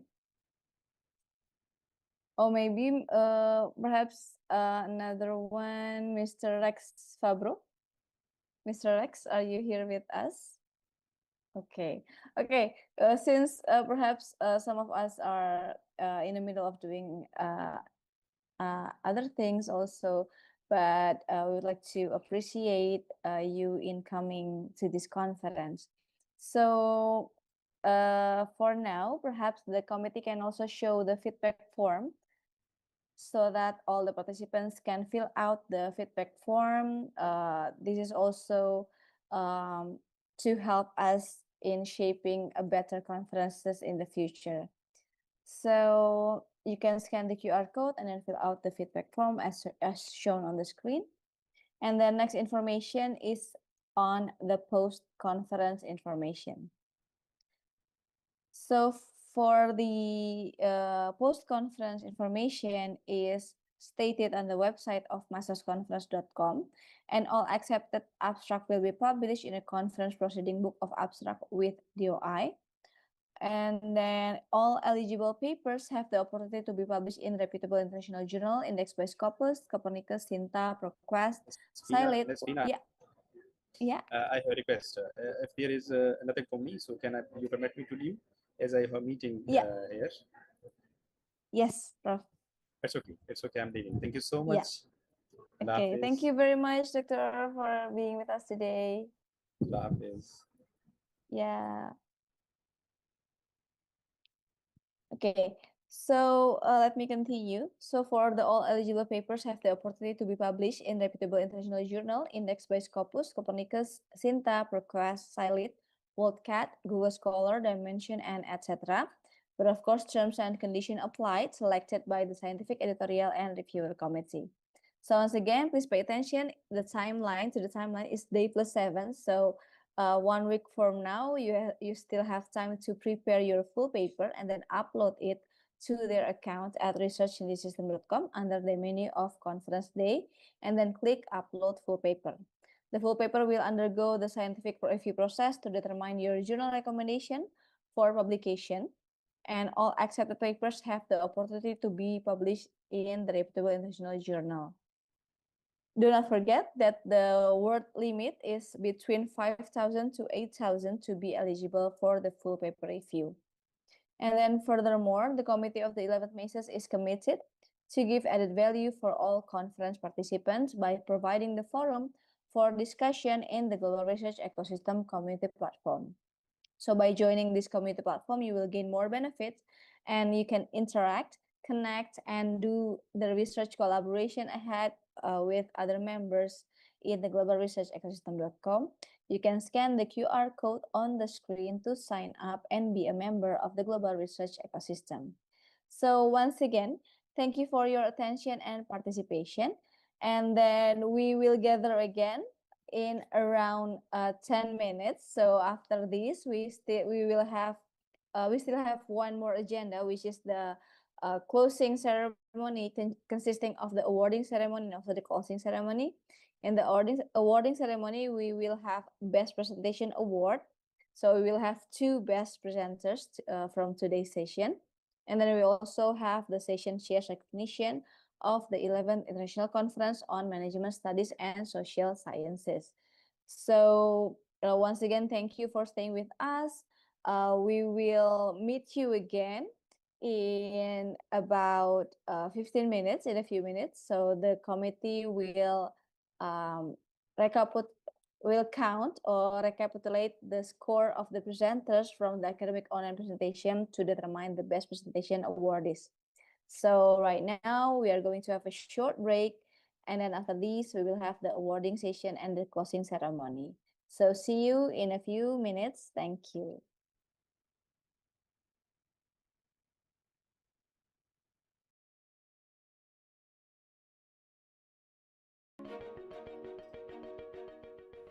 We believe that everyone should have equal access to learn, share their knowledge, and enhance their research capabilities.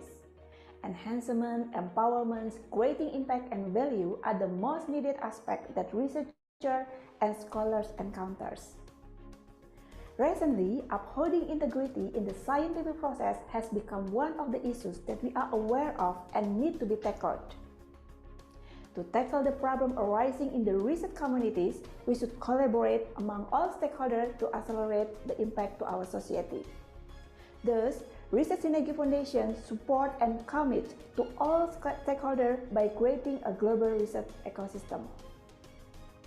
We are a digital social enterprise platform that focuses on developing a global research ecosystem. We build collaborative networks among researchers, scholars, professors, and practitioners globally for the realizations of knowledge accelerations and to contribute more to society and humanity.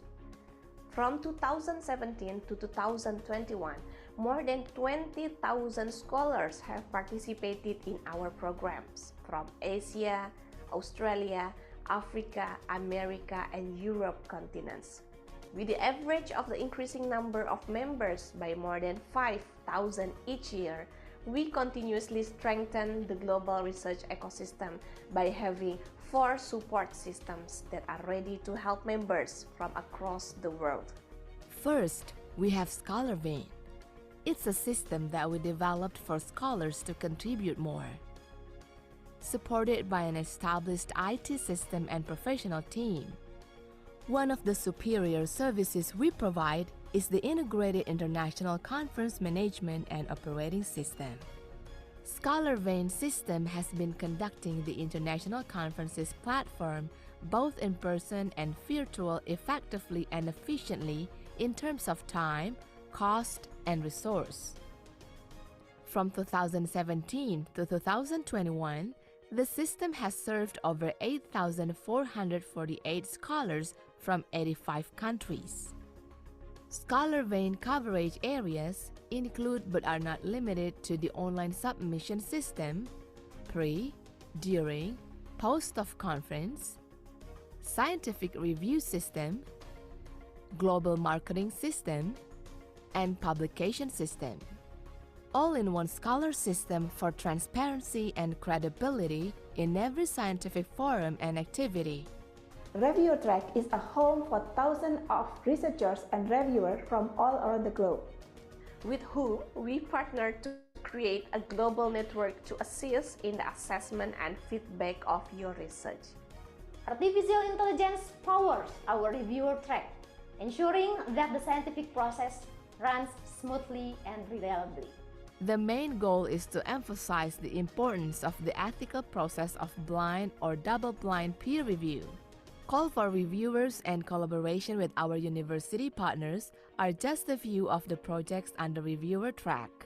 We also provide reviewer workshops and training, annual Reviewers Recognition event, and many more. As a result, Reviewer Track represents our dedication to uphold scientific integrity. Research Synergy Institute is committed to being your research learning partner by providing some learning programs such as online lecturing session, as expert forum, as editor forum, global research ecosystem network group, RSF Research Academy, scientific and academic writing e-coaching clinic series toward publication in reputable indexed journal. Research Negi institutes provide the most needed research learning topics, cutting-edge research tools, and expert opinion from different backgrounds to put a global perspective for all researchers and scholars. Research Synergy Press, we are providing and managing international journals for your institution toward global and reputable indexers. The mission of Research Synergy Press is to deliver breakthrough professional journal management using strategic paper collaborations, increasing diversity and resulting in good quality of scientific research for all researchers, professionals, and academicians through a standardized scientific process. We help you to manage international journals to global standards. You can even publish your scientific work in our journals, conference proceedings, and books. And now, Research Synergy Press publishes more than dozens of international journals, conference proceeding series, and single conference proceeding. Empowerment and encouragement are the two keywords that drive our social programs for leveraging the impact, such as Conference Grant, International Service Program, Paper Writing Collaboration, Connecting Research Parties or Stakeholder Gathering, the Annual Social Entrepreneurship Challenge, Shared Value Co-Creation Programs. We believe that every individual, organizations, and research community has the same opportunity to share the value of creating an impactful program together with us. As a social enterprise, our aim is to provide a good research ecosystem and platform for researchers to share, discuss, and disseminate their ideas. In addition, it helps you to improve your research and contribute to the knowledge. Therefore, creating social impact and value is our priority. On the other hand, you can collaborate with us to our worldwide scholars and initiate betterments for the academic, society, and humanity. Agent of change. Research Synergy Foundation Global Research Ecosystem is the perfect combination among researchers, scholars, professors, and practitioners. We embrace all of our members to lend in hand, take action for a better society, and grow together with the Research Synergy Foundation.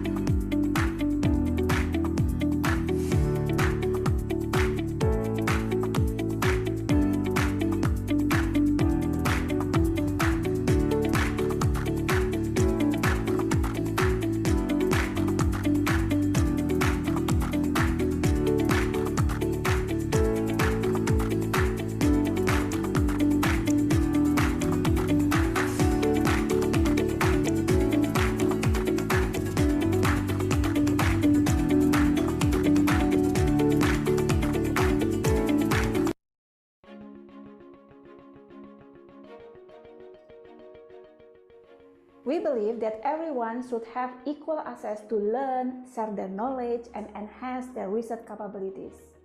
enhancement, empowerment, creating impact and value are the most needed aspects that researchers and scholars encounters. Recently, upholding integrity in the scientific process has become one of the issues that we are aware of and need to be tackled. To tackle the problem arising in the research communities, we should collaborate among all stakeholders to accelerate the impact to our society. Thus, Research Synergy Foundation support and commit to all stakeholders by creating a global research ecosystem. We are a digital social enterprise platform that focuses on developing a global research ecosystem. We build collaborative networks among researchers, scholars, professors, and practitioners globally for the realizations of knowledge accelerations and to contribute more to society and humanity. From 2017 to 2021, more than 20,000 scholars have participated in our programs from Asia, Australia, Africa, America, and Europe continents. With the average of the increasing number of members by more than 5,000 each year, we continuously strengthen the global research ecosystem by having 4 support systems that are ready to help members from across the world.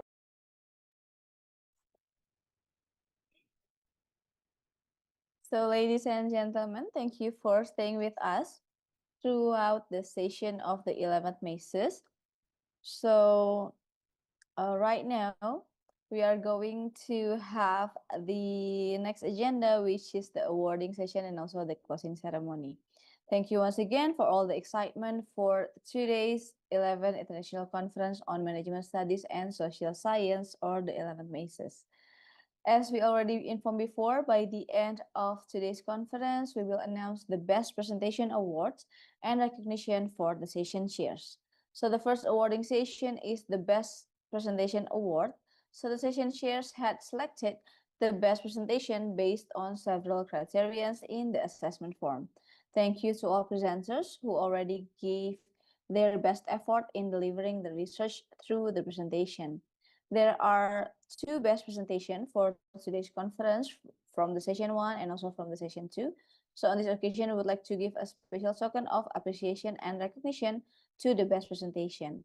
Kindly please welcome Ms. Santi Rahmawati as the Chief Operating Officer of the Research Synergy Foundation to give away the e-certificate as the token of appreciation and recognition to the best presenter of the 11th MASOS.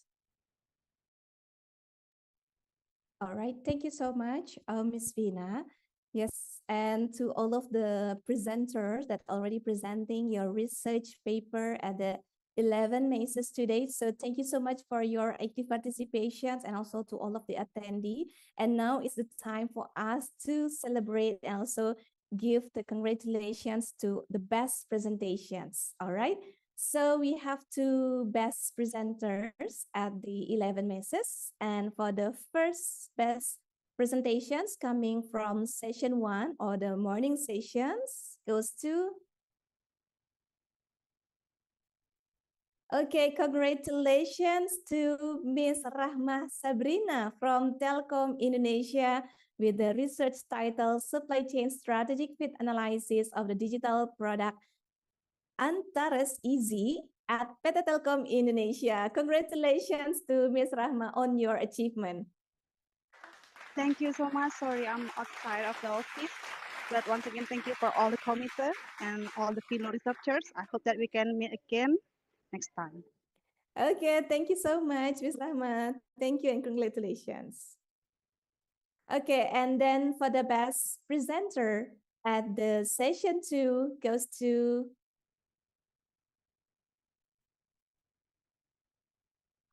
Okay, so congratulations to our colleague, Professor Dr. Severin Hornung from the University of Innsbruck, Australia, with the manuscript entitled Dialectics of Critical Applied Psychology, Structural Analysis, and also Epistemological Critics. So it is an honor to have you, Prof. Severin. Thank you so much for being with us today. Thank you so much for your recognition. This really means a lot to me. Thank you. I really appreciate it. Thank you so much, Prof. Sabrin, and also looking forward for the more collaborations. And for sure, I will contact you in the near future. Thank you so much, Prof. Thank you. Thank you.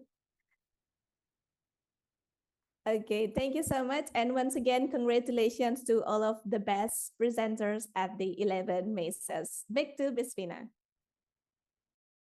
Okay, thank you, Ms. Santi. And once again, congratulations for the Best Presenters awardee. So moving on to our next award category is for the session chair. So on behalf of the organizing committee, we would like to appreciate and thank the session chair today. With his or their contribution during the presentation sessions, the scientific forum, feedback, discussion, and knowledge sharing environment has been built to encourage participation from all the participants. So kindly please welcome again Ms. Santi Ramawati as the CEO of the Research Foundation to give a token of appreciation to all the session chairs involved in the 11 mazes and give away the certificate to the session chairs. Okay, thank you so much. And once again to all of our session chair today for the first session chair.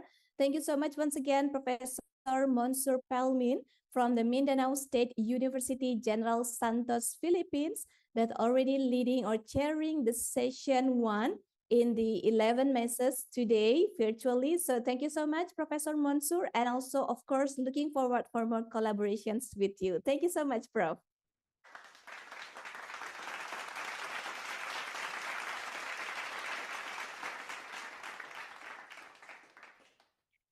Okay, and the next session chair, that the session that we just finished earlier. So congratulations and thank you so much to Dr. Alam Zeb Katak from Iqra National University, Peshawar, Pakistan, that already leading also the discussions and also the feedback at the session 2. Thank you so much, Dr. Alam Zeb Katak, and for sure we will looking forward for more collaborations again with you. Thank you so much once again.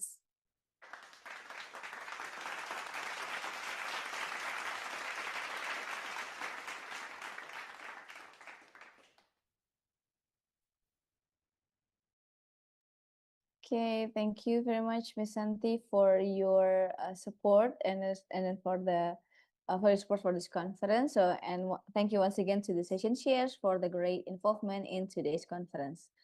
So next slide, we would like to remind to all participants to kindly fill the feedback form of the 11th Masons in the link that is shown on the screen.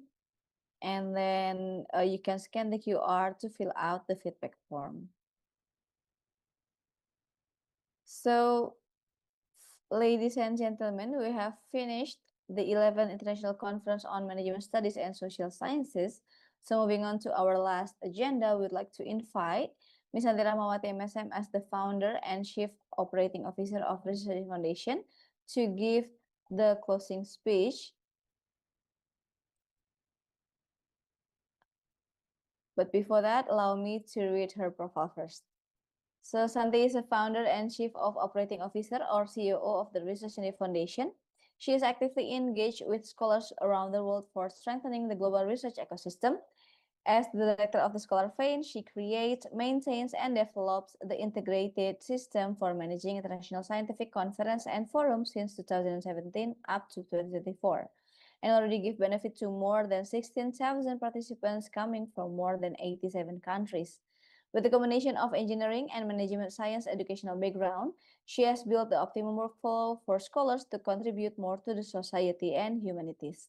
Santi holds her bachelor degree of industrial engineering from Universitas Indonesia. Furthermore, she had received her Master of Science Management, focusing on entrepreneurship and technology management from Institut Teknologi Bandung in 2015. Santi has appointed as a gateway advisor in F1000 Research Scopus Q1 and Taylor and Francis Open Access Advisor. She has already been an editor of 3 published books, both published by Routledge, Taylor and Francis, and a reviewer in many reputable international journals, an author and co-authored multiple international research articles and book chapters. So to give the closing remarks, please welcome Ms. Santi Ramawati. Okay, thank you so much, Ms. Vina, for the nice introductions.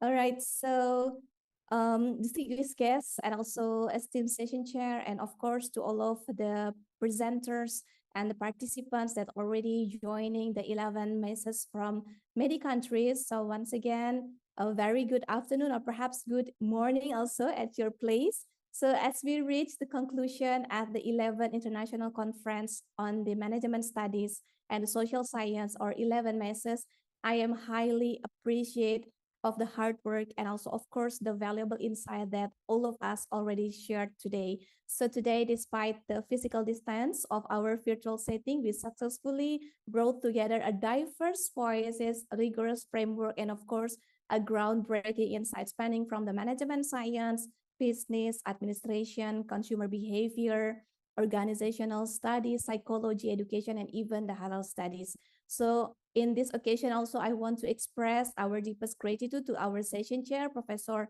Mansur Pelmin from the Mindanao State University, General Santos, Philippines, and also Dr. Alam Zeb Katak from the Ikro National University, Peshawar, Pakistan, for guiding today's academic presentations with such expertise and also dedications. So, and of course, to all of the authors, the presenter who shared your research today, from analyzing since the beginning, analyzing the digital supply chains, to the last is the religious value and also sustainable lifestyle. Thank you so much. And your work is the bedrock upon which a more sustainable and also informed global community is built. So at the beginning of today's conference, our founder and CEO, Associate Professor Dr. Hendrati Dwi Mulyaningsi, had already introduced the global research ecosystem brought by the Research Synergy Foundations. So this ecosystem is not just a concept, so it is a dynamic and also collaborative platforms designed to all of us to break down the silos of the isolated research. So knowledge scales and truly transform society only when we collaborate. So through the unified of our support systems, that is building the ecosystems, so including the Scholarvein, Reviewer Track, Research Synergy Institute, Research Synergy Press, Global Research Community Platform, and of course the F1000 Research RSF Gateway. So we are committed to ensuring that your high quality research receive a global visibilities, publication, and of course impact it deserves. So however, the conclusion of today's virtual conference should not mark the end of our journey together. So it is merely the beginning of a deeper partnerships.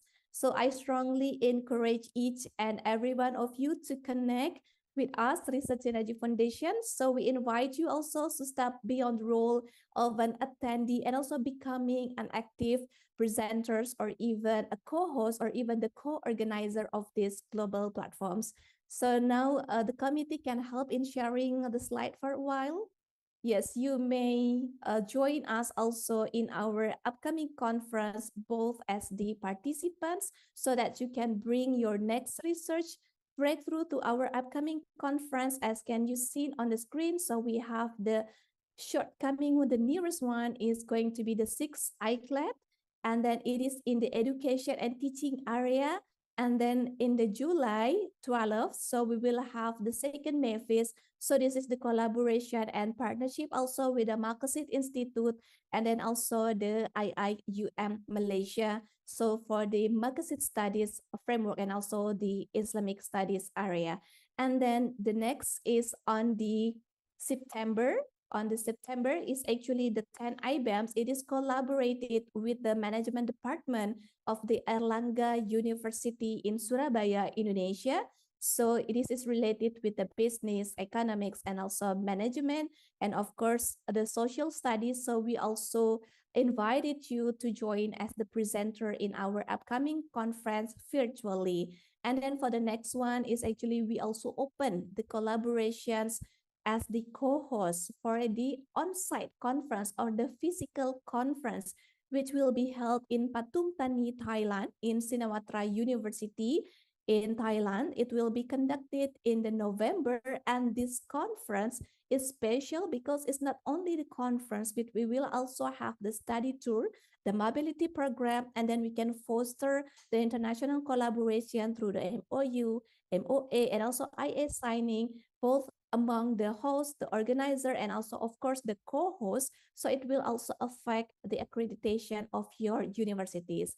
And then not only the academic setting session, that we will have also the industrial visit, and then also the micro, small, medium enterprises visit, and then we have the international community services at the Thailand Society. And of course, we will have another international impact-driven activity. Yet this conference is of course on site in the Thailand, but also if you have some concern regarding the attending the conference physically, that you can also joining virtually, of course, with the 7 MESS.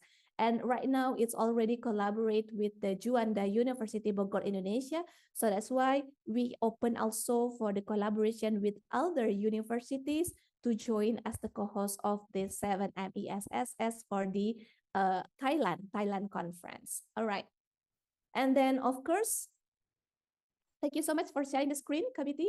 And of course, let us carry all the energy and of course, the important things, also the critical feedbacks and the connection that made today into our future academic endeavor. So once again, please visit our website. It could be in the masesconference.com or researchsynergy.org, and please follow the Research Synergy Foundation's update to see how you can get involved in our next chapter. So once again, congratulations, all of the best presentations, award winners, and of course to all of the presenters. And we are truly grateful for your presence and also contributions. So we have made this or today 11 Mesos as a meaningful success. So with that, I officially declare that the 11th International Conference on Management Studies and Social Science closed. So stay safe, stay inspired, and I look forward to welcoming you all again and also your institution at our upcoming conferences. Thank you so much, and also have a wonderful rest of the day. Thank you so much, and back to Ms. Vina. Thank you, everyone.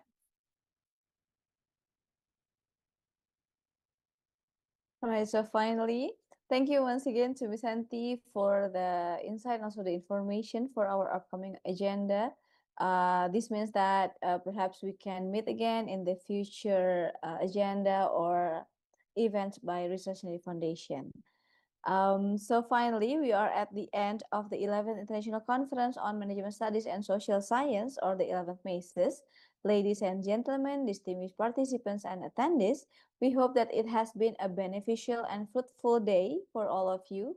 So thank you to all the distinguished participants for taking the time to join us in these past 2 days of the 11th International Conference on Management Studies and Social Science, or the 11th MASOS, virtually. It has been our pleasure to host this virtual conference event. See you again on the next conferences. Please take a good rest, stay healthy and safe. Thank you and see you again.